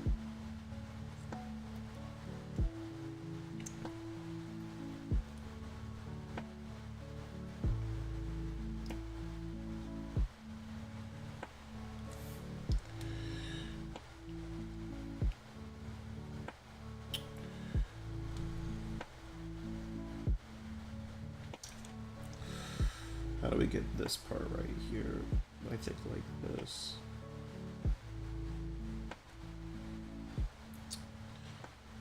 Nice.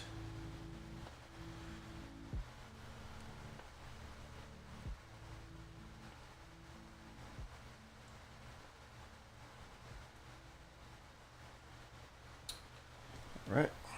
I made a small little mistake on the back of her calf right there, on the back of her leg right here. So let's correct that real fast while we still have some time to do just that.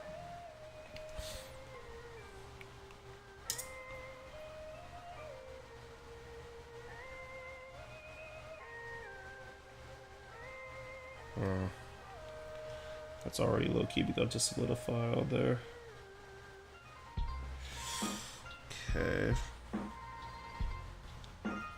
It's might frustrating, I'm not gonna lie, but I think we'll be able to still make that work. I think we'll still be able to make this work.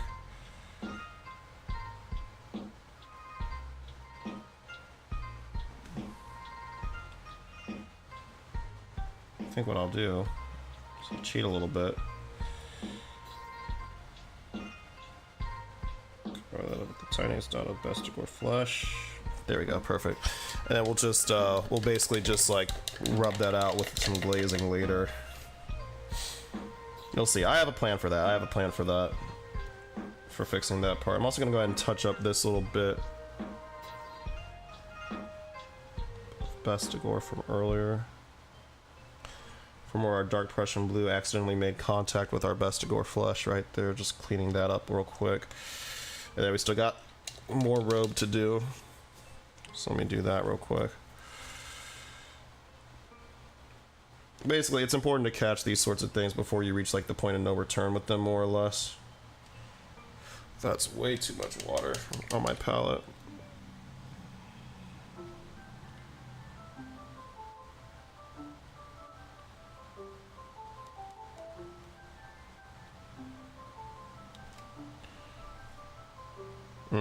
Yeah, that's way too thin. This should be fine though, right? Yeah, that's fine.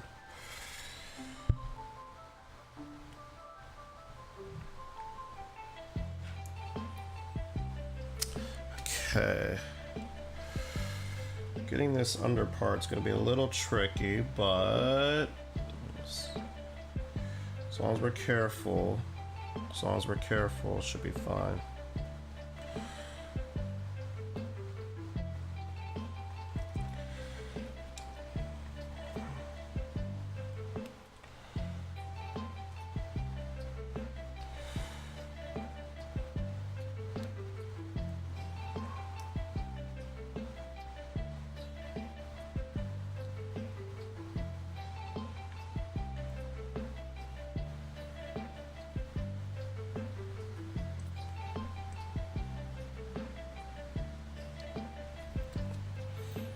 Okay, I think it's small brush time now for this next part. To get this under part right here. Oh yeah, I definitely chose the right shade of blue for this though. Dark Prussian Blue, a classic shade.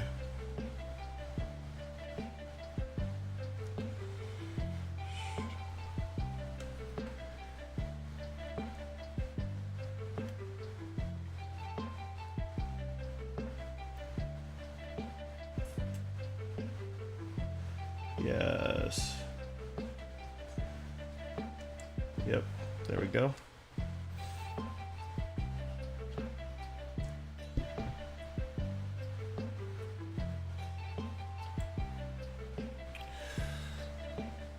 Okay.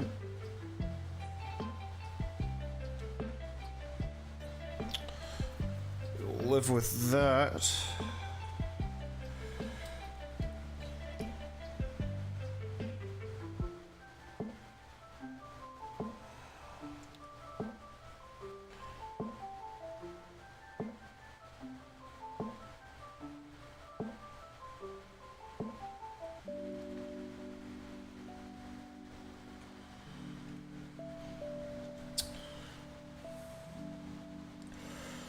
Let's see.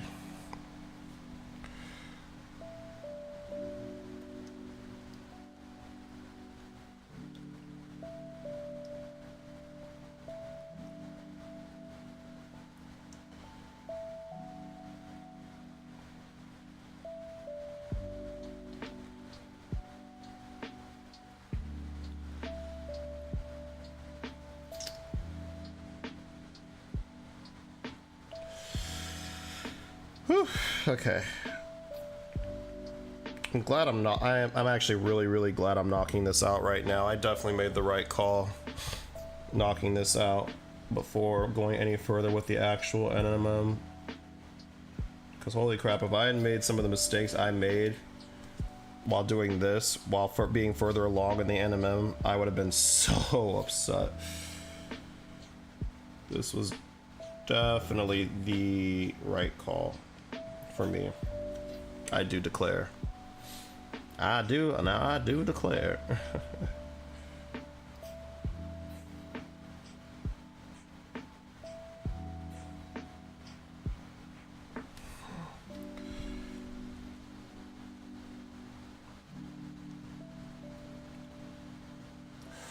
Yeah, this is definitely a model better held in the hand than held like on a model stand or anything like that.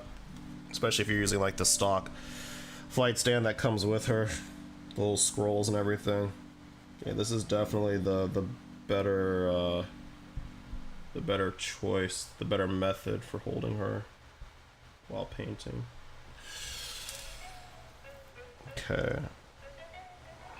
Nice.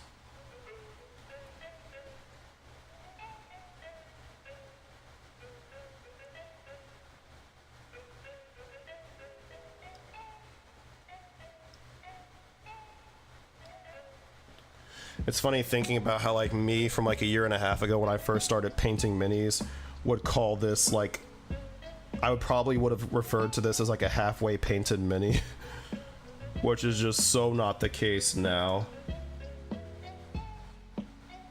This isn't even like a quarter of the way done yet. This is definitely not even like a quarter of the way done yet. But that's okay. Because that means we have more time to paint. More time to paint is always very fun.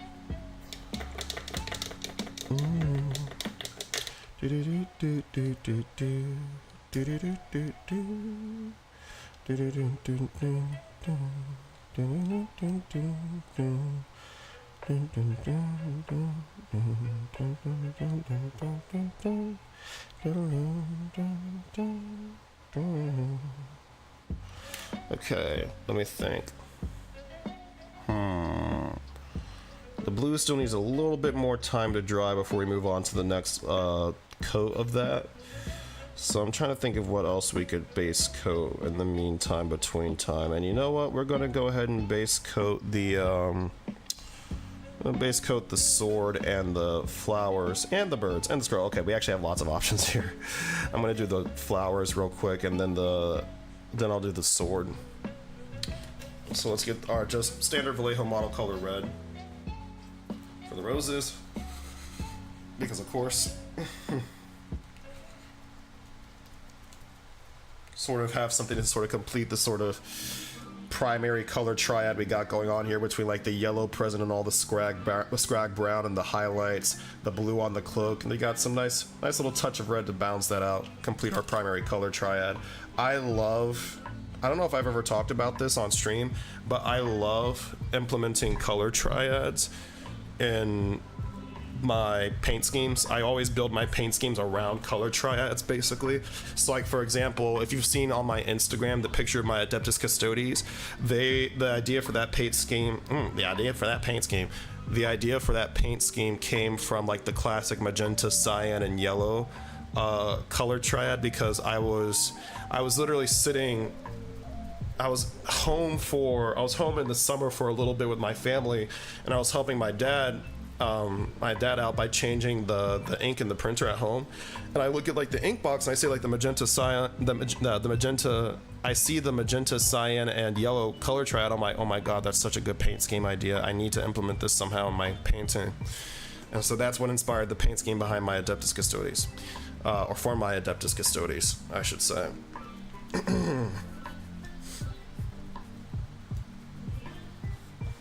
Okay.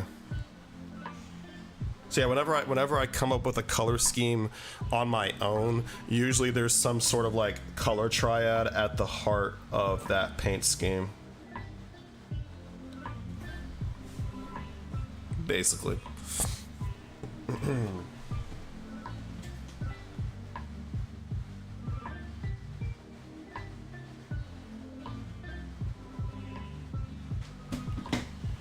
Okay. Love the Chimera lore. Hey, Nikki, welcome back. Yeah, you were just in time for the Chimera lore.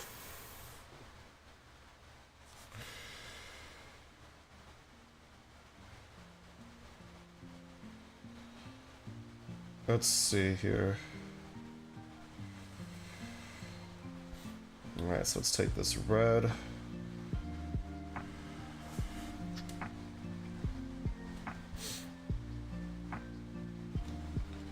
little thin, but that's okay.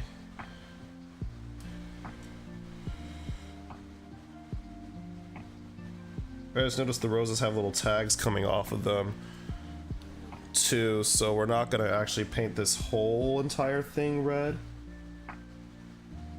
That would not be very good.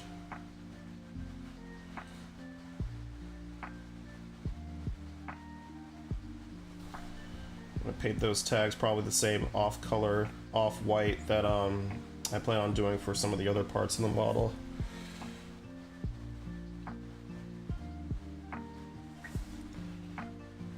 We'll see though.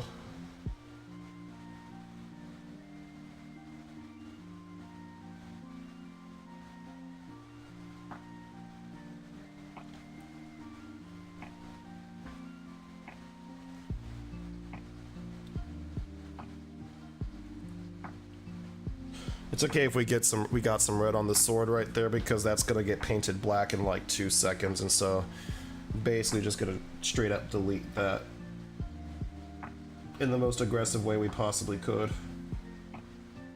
Anyway here, so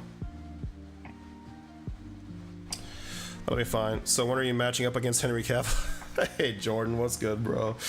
I don't know. Whenever he texts me back, for fuck's sake. Now, to be clear, I do not have Henry Cavill's number. Trust me, you would have known if I did, man. How you been, dog? I feel like I haven't talked to you in a minute.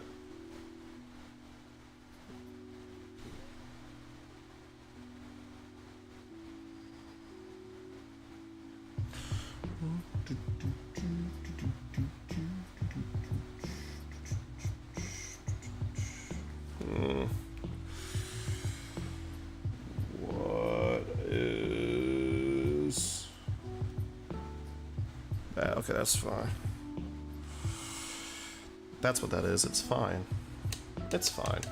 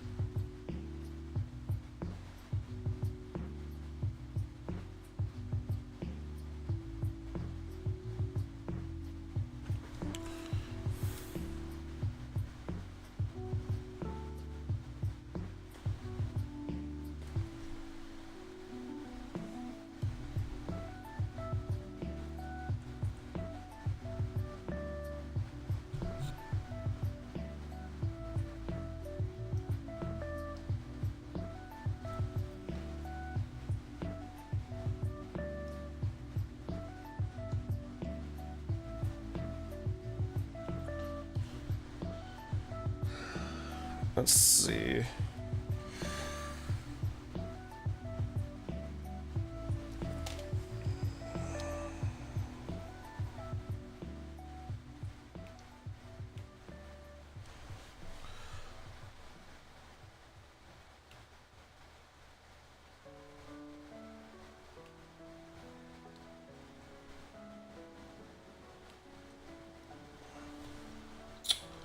There we go. Make sure we get the inside bit right there. Alright, that looks like a pretty thoroughly covered sword. Might need a second coat of that black paint there. But our blue should be dry enough now to apply that second coat, so let's move to that real fast while we have a second here.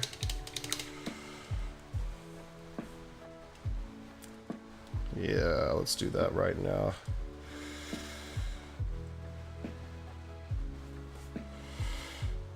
Okay.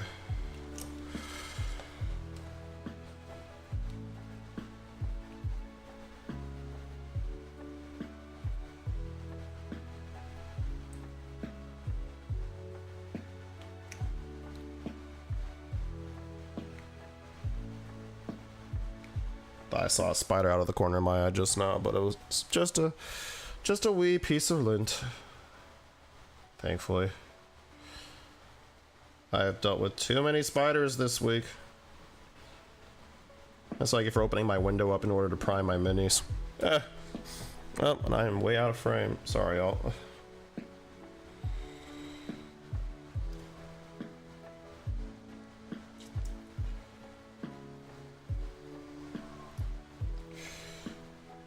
Alright.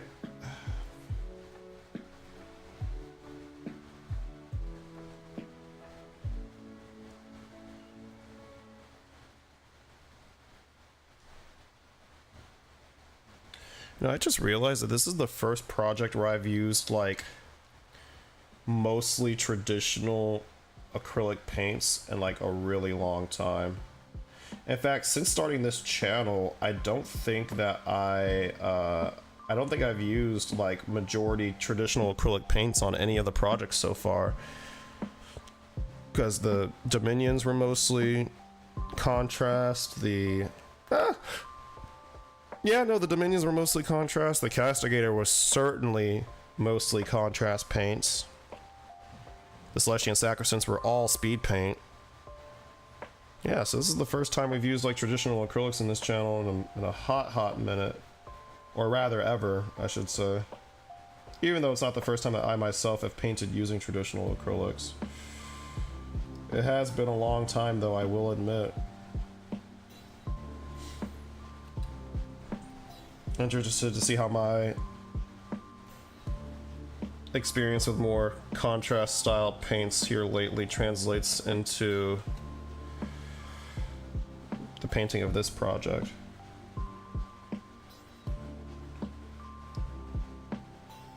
I will say I feel like I kind of have a better feel for like the consistency of what paint should feel like, just because like, you know, the contrast paints, they rarely if ever really have to be thinned at all. They're usually the right consistency right out of the bottle, and so just having that right consistency ready to go right out the bottle has helped me to just get more accommodated to it, because I know I experience it more, so I have a better idea of what that ought to feel like.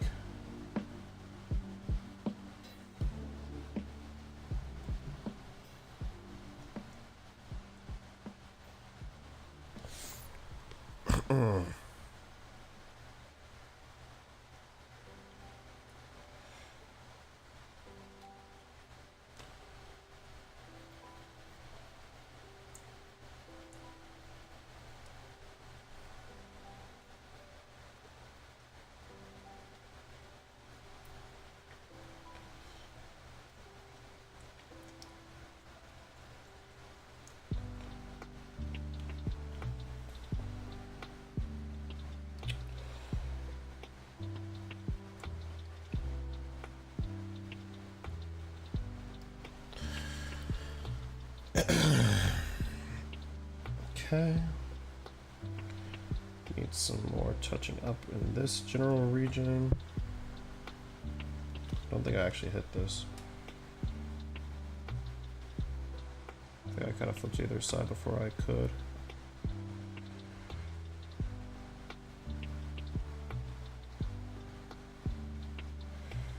Holding it this way should make it easier to grab though. Made a small mistake there. Gonna correct that in like 2 seconds.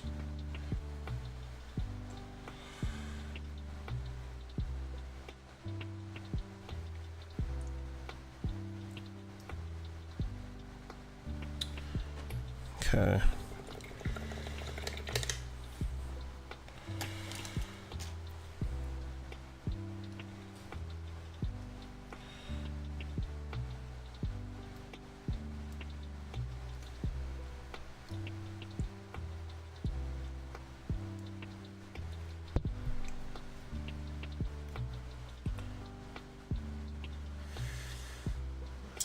see.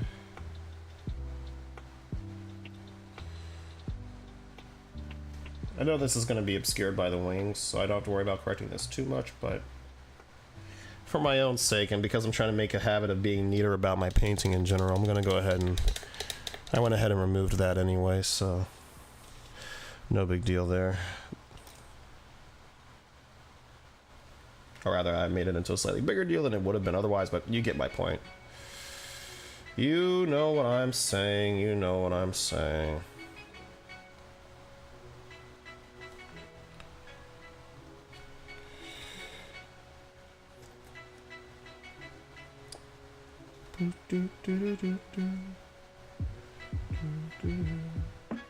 You know, we don't have to recoat every single part of the blue cloak either. The parts that are more obscured can actually go ahead and be a bit less vibrant because they're in shadow anyway, so as long as we don't see like brown like aggressively peeking through the bottom, or yeah, from the bottom, I'm chilling. Big chilling. Wrong brush. Here we go. Here we go.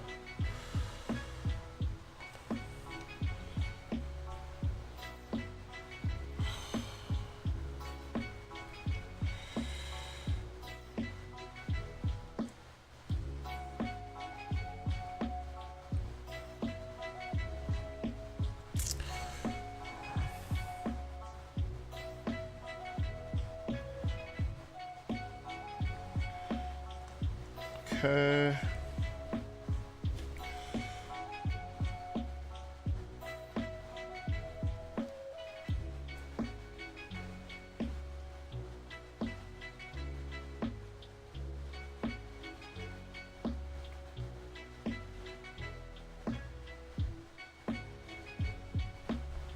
Just finished a project today and now I'm trying to figure out what to do next. No, not non-metallic metal Celestine looks fun. Yeah, so far this has been actually quite fun to paint. A little bit more intricate than I anticipated, but nevertheless very enjoyable to paint, I must say.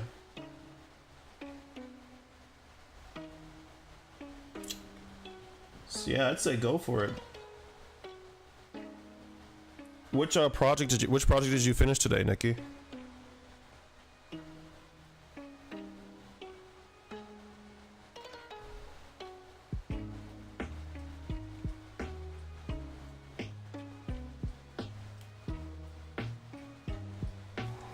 The Leviathan draw. Oh, yeah.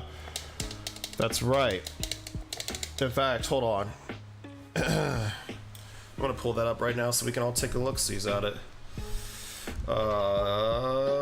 Let's see. I'll go to Instagram real quick. My hand is covered in paint.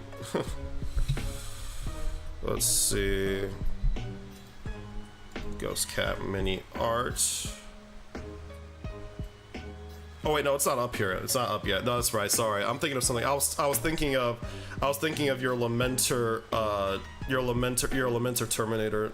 When I, sorry, my bad. I was thinking of your Terminator instead. Your Terminator looks really nice though. Love that shit, big time. I'm still standing. Yeah. When I heard that, I was like, ah, nice touch. Oh my god. You have such excellent taste in songs for your mini posts, I gotta say. But this is what I'm looking at right here, y'all. This is... Oh, you'll send it real quick? Oh, bet. Okay, cool. Yeah, this is Nikki's Lamenter Terminator, Space Marine Terminator, which looks sick. The Lamenter paint scheme honestly looks so like... It looks so tricky, but you make it look so easy. Like, oh my god, it's so clean too. Like the free-handed check marks too, like amazing. Like if I didn't know that you like were getting more into freehanding, Nikki, I would not have assumed that these were free-handed check marks. These look great. Nice work.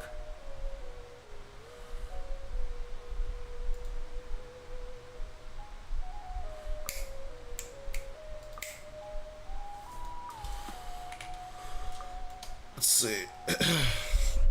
What's this? Oh, wonderful. Okay. putting all my effort into freehanding right now. Nice. Look at us, learning new skills and shit, honing new skills and shit. I dig it. Okay, what next? I'm gonna apply a little bit more black here onto the sword blade, because I just noticed that that needs to be touched up a bit. We're gonna do a touch of NMM on the sword too, so that's why I'm painting it black in preparation for that.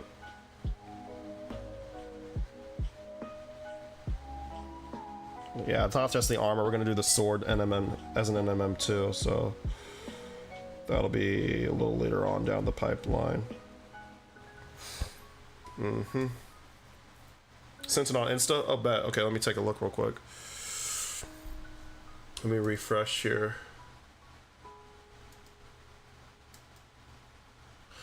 Ooh. Why is it so small? What the hell?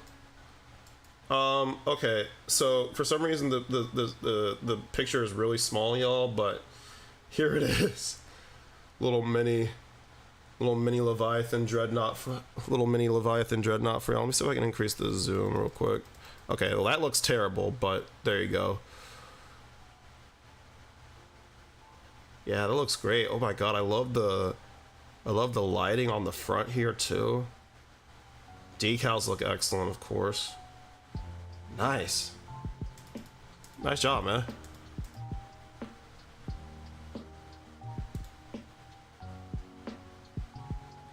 Yeah, browser Instagram is really weird. I agree. I concur. It is indeed rather strange.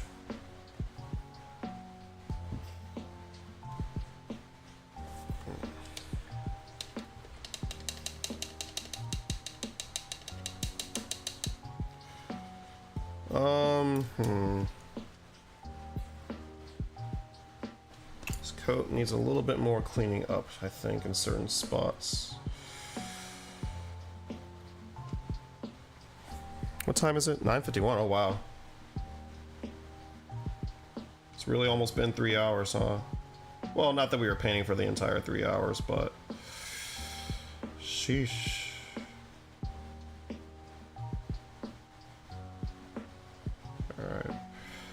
One more coat in just a couple of key areas here, and then we're going to move on. Base coat some other things that need to be base coated in our German camo beige.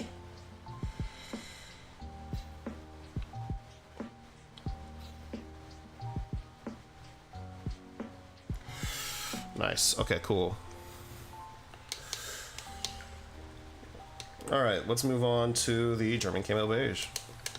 So, quick PSA for all my mini painters in the chat. So, very popular Citadel paint range color, as I'm sure we're all aware, is Xandri Dust, one of the most popular rattle can sprays, especially. They're not too terribly reliable, by the way, that rattle can spray. Even in ideal climate conditions, it can be, yeah. I don't use it anymore for a very specific reason. Remind me at some point to tell you all the story of the time my Sandstone Necrons like speed paint project back before I started streaming almost was a catastrophic failure as a result. But I learned a really hard lesson about priming in the right climate with that. But anyway, there was a time where like of all the stores here in the city that sell Citadel paints, I could not find like regular Xandri Dust paint anywhere for some fucking reason. That's how I learned how popular that color really is. But I learned through this great website that I found through some Googling that Vallejo model color German camo beige World War II was actually a pretty decent substitute for Xandri Dust. So if you're ever looking for a quick khaki substitute, this and the khaki color from the Reaper Master Series paints range too, these are both pretty decent substitutes for Xandri Dust, in case you ever for some reason happen to struggle to find it. I don't know, there was a time as we were like coming out of the pandemic where like none of the stores in my area were restocking on anything because it was really hard for them to get like literally anything at all. Now that's just not the case at all. Now it's fine. It's completely fine. And it's like hard to believe looking back that we were ever like in such a position, really.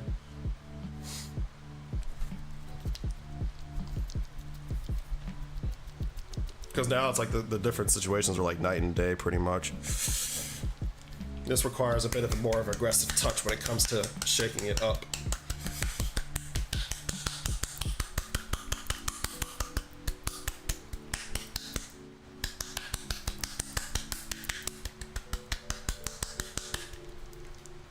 There we go. Alright, this is going to be our nice base coat for everything that's going to be basically an off-white color on this model, which is going to include like the scroll paper, the birds, and I'm also going to do like the little like armor decal on her knee pads, those little wing bits like right here for example. I'm going to make those an off-white color too. That's a spider on my wall. It's tiny enough, I'll let it live. Plus it's painting time right now. Now's only the time for creation, not destruction. I shall show mercy to you, little spider, as you bask in the light of my ring light. Remember who spared you on this day.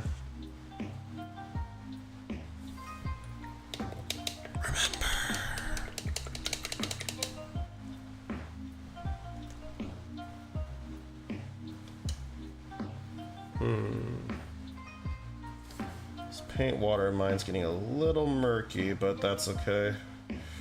They still have some decent working time left in it before I should actually consider changing it. And it should take us right to the end of the night anyway, so should be alright either way. Should be alright either way. Oh, and I just realized I'm not going to be able to hold it here like I have been the entire time thus far.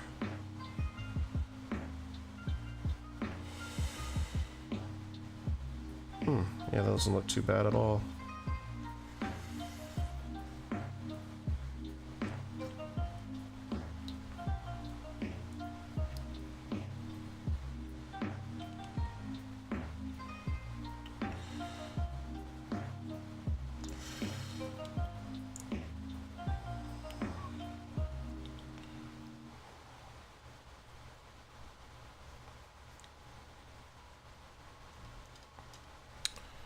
There we go. This paint's flowing off very nicely. Didn't really require much thinning on my part to get this consistency, which is nice. It's convenient. Makes me glad I decided to use a little less water, kind of by mistake. I was like, I would just try a little bit of water because I haven't actually used this paint. I haven't used this paint free-handedly. I've only ever fired this out of my airbrush. Again, back during my like Sandstone Necron project when I eventually, because during that time I fell into possession of my airbrush and airbrush compressor. The airbrush I had saved up for a couple of months to buy, but the compressor, the thing that makes it go, basically, was actually handed down to me by a friend of mine who did not need it anymore. And so got my compressor for free, which was a big dub because usually when it comes to like investing into airbrushing as a first timer, the more expensive of the two items is going to end up being your compressor. Depending on like what price range you're in, I'd say I use the Iwata HPCS airbrush, the gravity fed version. And it's like a perfect like mid-range airbrush, I'd say. Mid-range, we're leaning more toward like beginner friendly. It's got a 0.4mm needle in the nozzle, so you know it can do just about anything. It can't do like super fine lines, but like I think everything you need from like, you know, blasting out primer, just like sort of fire and forget, to like slightly more precision airbrushing. You know, it can do that.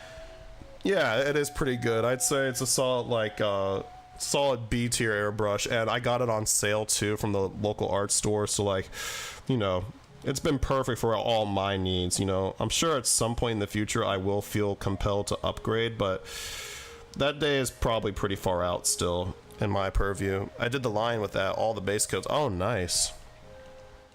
Nice. You have a don't you have either a Badger or a Harder Steinbeck at this point, Nikki? I think you were mentioning that once upon a time, like ages ago.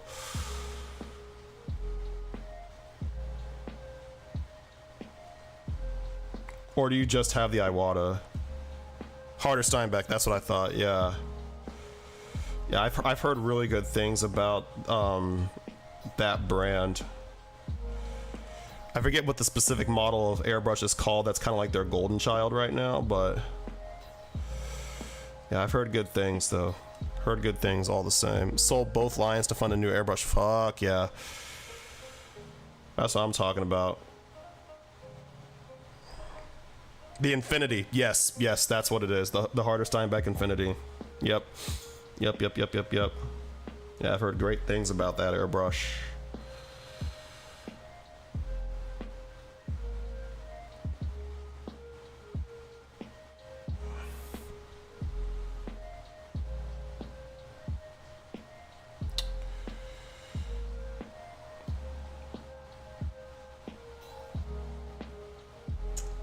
Okay. Oh yeah, this was a great choice for a paper base coat. For sure. Okay, out of an abundance of caution, I'm going to switch to my smaller airbrush to get these smaller areas that are especially closer to the robes here, because I don't want to fuck that up. Even though this color, like I said, is pretty thin, so I'm sure if I had to like remove it with some water real quick, it wouldn't be the end of the world, but I'd rather just not have to do that. I would rather just not have to do that, period. So, oh, and I am out of frame. My apologies, friends.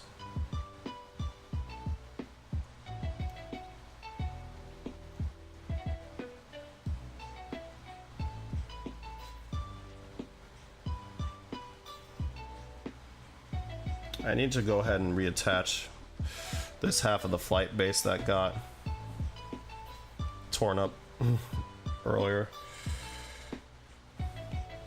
One of the doodads down here came up as I was painting earlier. We'll fix that here shortly.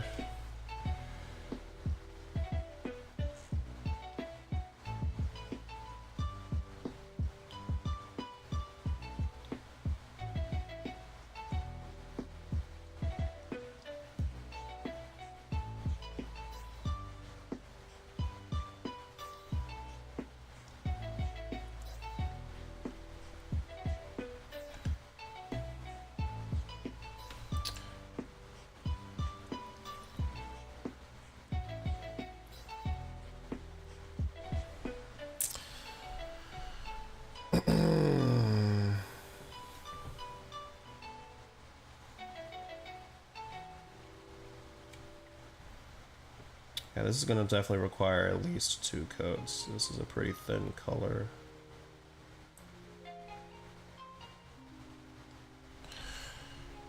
Yeah.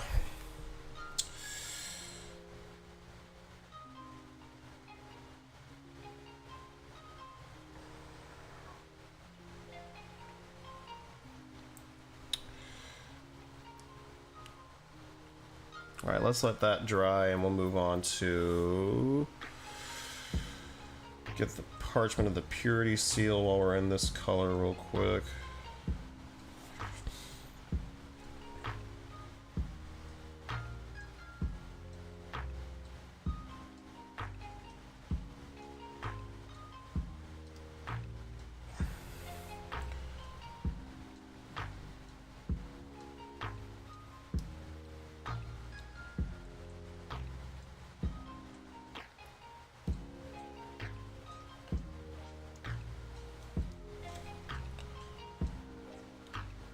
Now, even though I'm base coating this and the doves the same color, they're gonna ultimately be built up into a couple of different colors.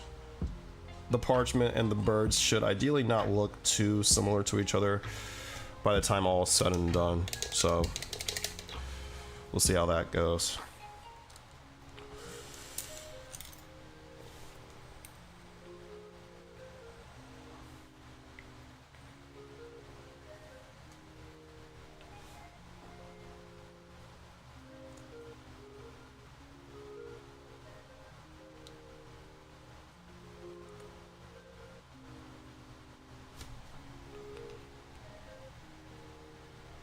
Consider doing the second coat on just the highlight areas. You can leave the dark areas alone since it's already brownish because of the base coat. Yes, that makes perfect sense. That makes perfect sense, and that's a good tip. Thank you, Nikki. You always have such sage wisdom for us here. I appreciate that. Yeah. Let's see.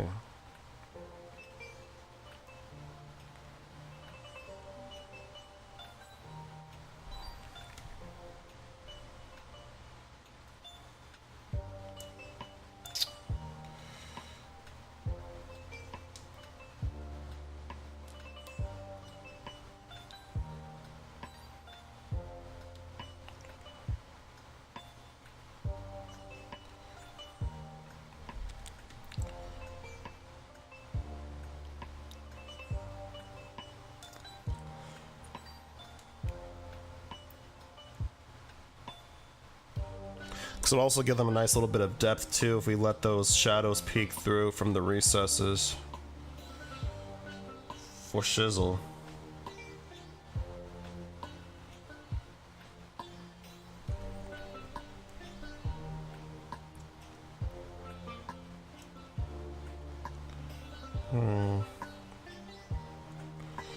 You know, it's interesting. I did not expect this Scrag Brown to be such a forgiving base coat in terms of putting other shit on top of it, but actually, so far, I gotta say, it's actually been pretty easy to work with.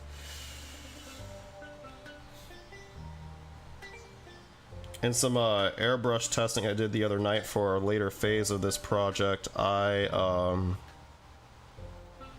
tried some acrylic ink right over the Scrag Brown, and after a couple of quick coats, it like... yeah, it covered up like really nicely. Scrag is one of my go-to colors. Oh, nice. What is it like your go-to for? Just anything that needs to be brown, or is it like something you use to like for like general base coating a lot? Like, how do you like to use it?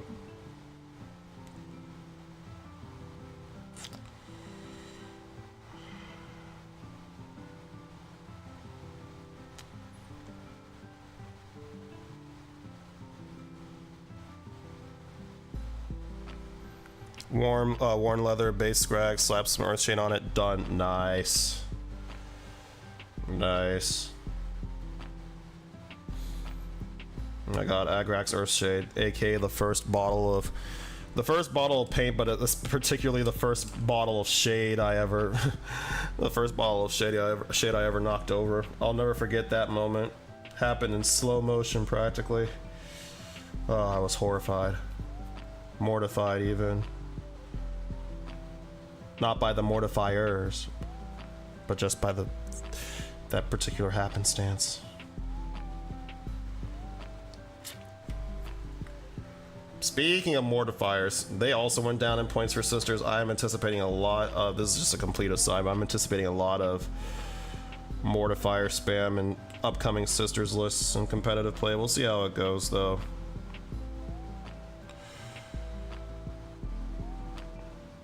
But that's neither here nor there for our purposes right now. I was just trying to be funny, I guess.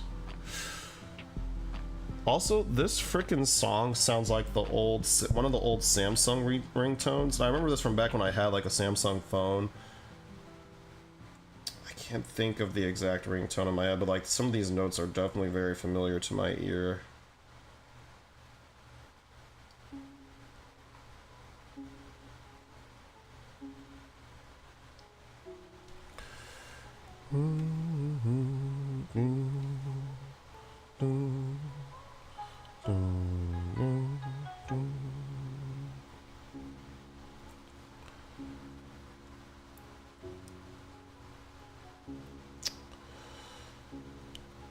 Okay.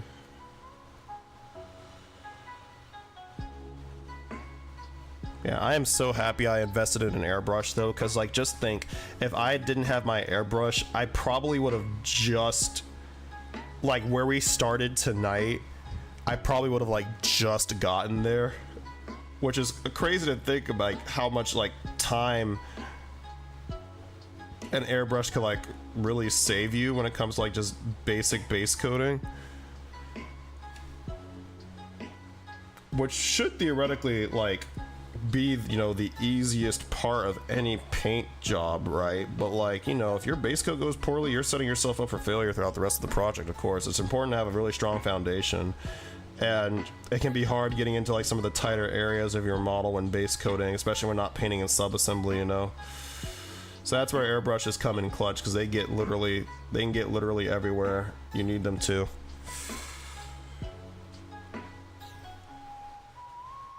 That's why, like, when people like ask me about like getting into the hobby and like, you know, key purchases, I'm like, well, look, this hobby can be, it's generally pretty pricey, but it can be cheaper for you. But if there is one thing I will recommend you buy in, because it is such a good investment, it is an airbrush. And not to cheap out on it, if at all possible, don't cheap out on it. If you can, save up for the good shit, like an Iwata or a harder Steinbeck, or when you're just starting out, probably an Iwata. Honestly, it's the HPCS. I think is probably the best starter airbrush for sure. Is it the cheapest starter airbrush? No. But do you want a cheap starter airbrush? No, absolutely not. Although I will say, if it were still available on American Amazon, I would probably invest in that that old Revel, or that old Revell. Is it Revel or Revell? Either way, that old Revell airbrush starter kit. I think they discontinued it. My dad used to have one of those, and shit was noisier than a motherfucker, but like, it got the job done. It got the job done for sure. So,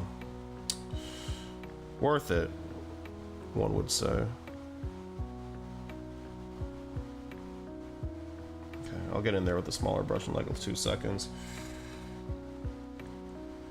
You know, looking at the brown peeking through the pigeon bodies, I kind of want to do like brown, sort of like cow pattern pigeons, like brown spots on them, or just like some sort of multicolored spot pattern, kind of shake it up a little bit. Inspired by the pigeons that sit outside my window every morning. I have to stare at them. Maybe I'll spend some time staring at the pigeons instead of watching TV this weekend. Study them, get some inspo from the pigeons.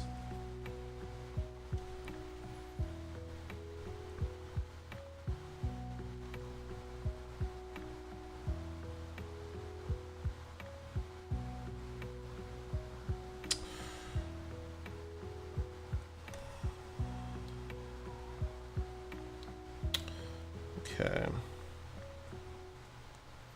Nice.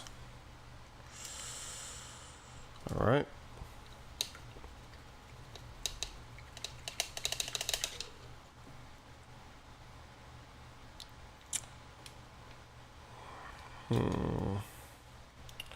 Take the smaller brush now. Get up in here to do some touch-ups. Some touching up. Right in here. Right in there. And this whole thing could use a second coat in general as well, I think.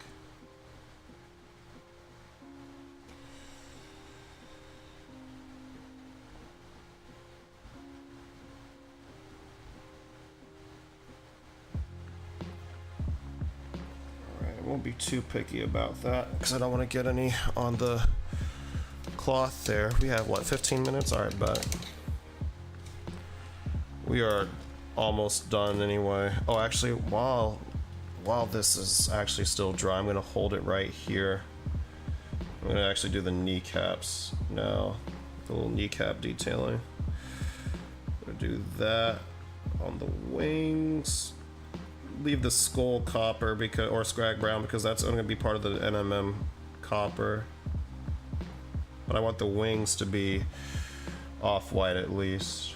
So I think that'll be a nice little bit of visual variety. Off-white wings coming off of like the copper skull.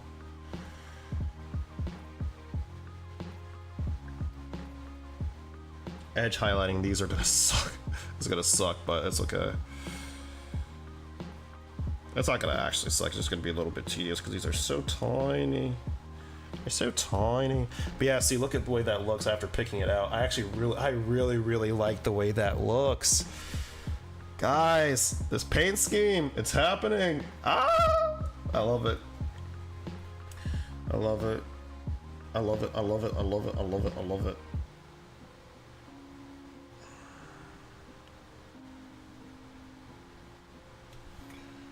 Okay.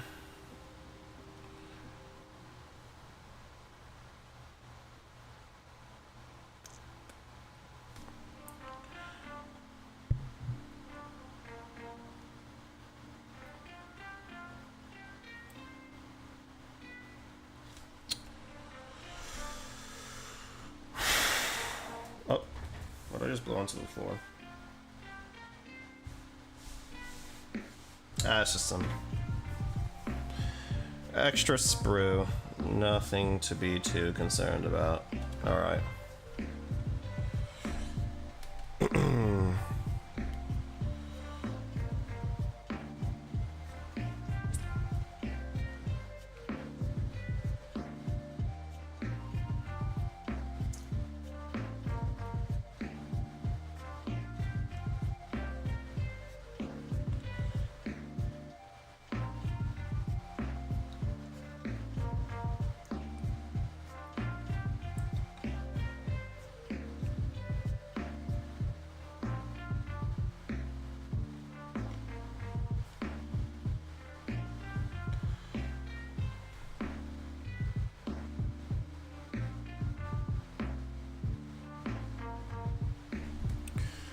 There we go.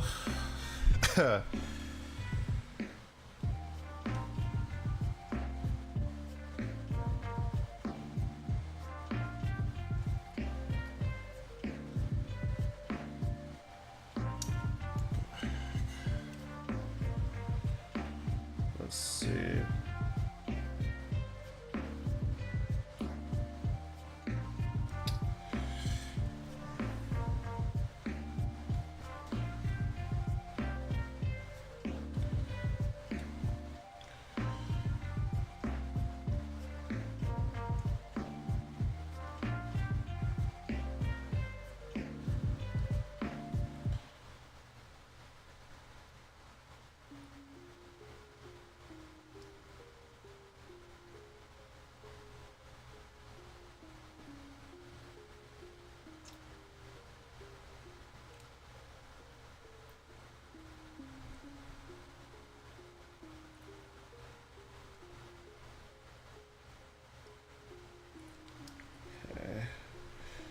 Trying to get this other wing on her left leg.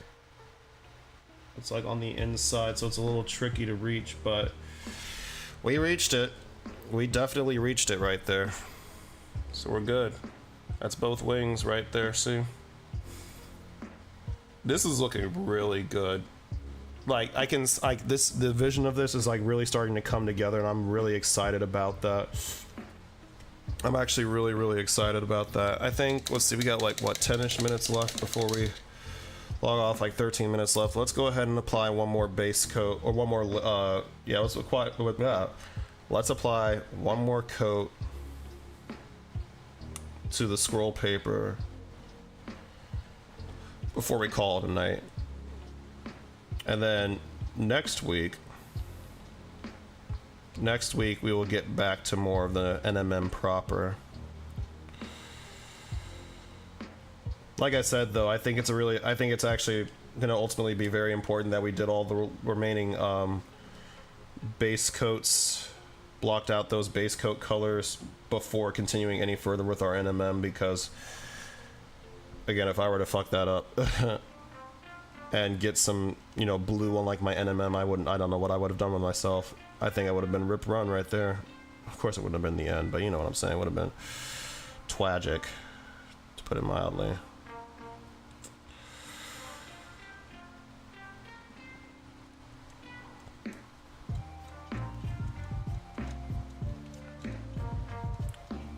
You know, we don't even need like perfect coverage on this because I kind of like the way the brown poking through kind of makes the paper look a bit more worn. But I don't want it everywhere. I just want just enough of it. I just want it to be a little bit more subtle so it doesn't look like I just was lazy trying to save time. I want it to look just deliberate enough to the point where it's still neat. And you know what? Later on, what we'll do is we'll maybe go over these like areas we're letting poke through with some like Agrax Earthshade, maybe some Agaros Dunes because I have that contrast paint lying around here somewhere. And we'll like go over those areas where the brown is poking through, kind of accentuate them that way. Make the paper look a little bit like I don't know, torn or burned or something. Big national treasure vibes.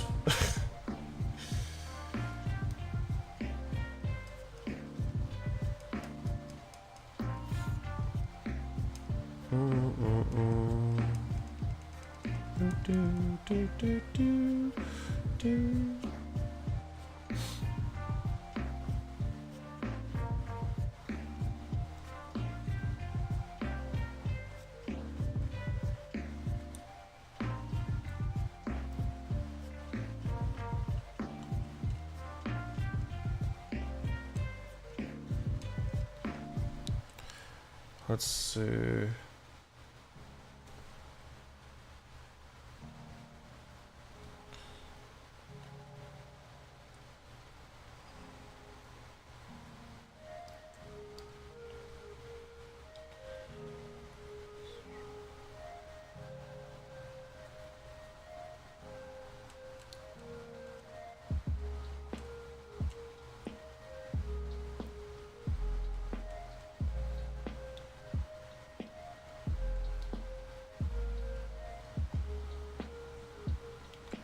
Nice.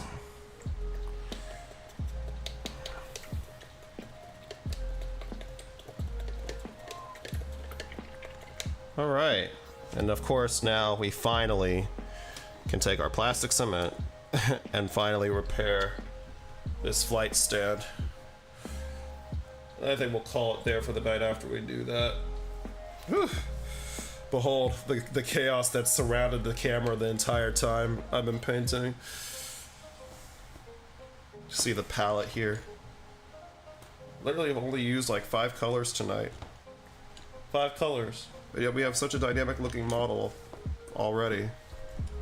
No, I wouldn't call it dynamic, but certainly we're on the track. We're on the right path to that, I reckon. Got a good sturdy foundation here, I think. Alright, there we go. Get that cement underneath there. Man, that scent is strong. Every time I open that bottle, it catches me off guard, even though I've opened that bottle, or in bottles like it, so many times at this point. But let's get that back in place. Thankfully, the area left a pretty clean footprint, so there should be no primer, no paint getting in the way there. Just gotta hold it down a little bit until it takes hold, because it wants to spring up since the other side's holding it down. P.O.P. holding it down.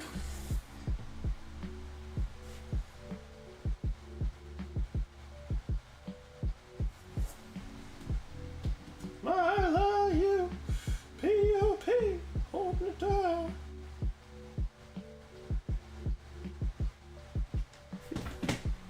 Just got a comment from the one, the only Trazen the Infinite on my TikTok. Which, by the way, y'all, if you haven't checked out my TikTok already, which I'm pretty sure most of you here already have, but if you haven't already, just in case you haven't, we are almost to 1,000 followers on TikTok. That's a goal that I'm trying to reach. Gonna start, once we hit that goal, I'm actually gonna start live streaming on TikTok too, either simultaneously with the YouTube live stream, or maybe I'll do it on a different day. I haven't fully fleshed out that plan yet, but I do know TikTok live stream is gonna be a part of the overall content strategy of this channel going forward once I hit 1,000 followers on TikTok. So definitely check out the TikTok and my other socials as well down in the description if you haven't already. Is that good? That's good. That's good. Nice. All right, that's going to be brushes down for the night. We did it, y'all. Here is, I'm going to lift this up very gently. Here is our progress on Celestine so far. And already this is, like I said, this is looking way better than even some of my earlier, well, not even, especially than some of my earlier work. So that's how I know we're on the right path. I'll show y'all a little bit of a preview. So you might have already seen on my Instagram if you follow me on there, but here's like the model I did some acrylic ink testing on the other night. This is, the camera's showing it as a little bit brighter than it actually is in real life. It's a bit more saturated in real life, but maybe if I turn down the brightness, yeah, you can start to sort of see what I mean. This, looking ahead, this is what we're aiming for Celestine's wings. The reason why I did the testing on this model is because I wanted to make sure that it would work for me to prime everything in Scrag Brown, or sorry, base coat everything in Scrag Brown with my airbrush, just to make, you know, base coating will go a lot faster, a lot easier. And it worked tremendously, thankfully. So yeah, this is what we're going to be, this is the effect we're going to be going for on her wings. So this is what we're going to be working our way up toward as we complete the NMM, and then eventually work on her wings, etc., etc. So I'm excited about that. But yeah, appreciate the GGs, Nikki. Thank you, thank you, thank you. And thank you all so much for joining me yet again for another fun painting session. I had a lot of fun. I hope you all had fun too. I'm really looking forward to seeing how the rest of this project shakes out. Like I said, if you're new here, hi, my name is Christian, aka Chimera, whichever you want to call me. If you're new here, don't forget to subscribe before you go. Hit that notification bell too, so you know exactly when we go live, which is every Friday night at 7:30 p.m. Eastern Time, right here at youtube.com/Chimera Games. Leave a like too on the stream if you like what you saw here tonight. That always helps out the channel so much. And I'll catch y'all next week for the next stream. We're going to be continuing with the NMM. Actually going to be doing more of the actual NMM when we get to next week's stream. And so yeah, look forward to that. I look forward to seeing y'all again. And until then, take care of yourselves, y'all. Peace.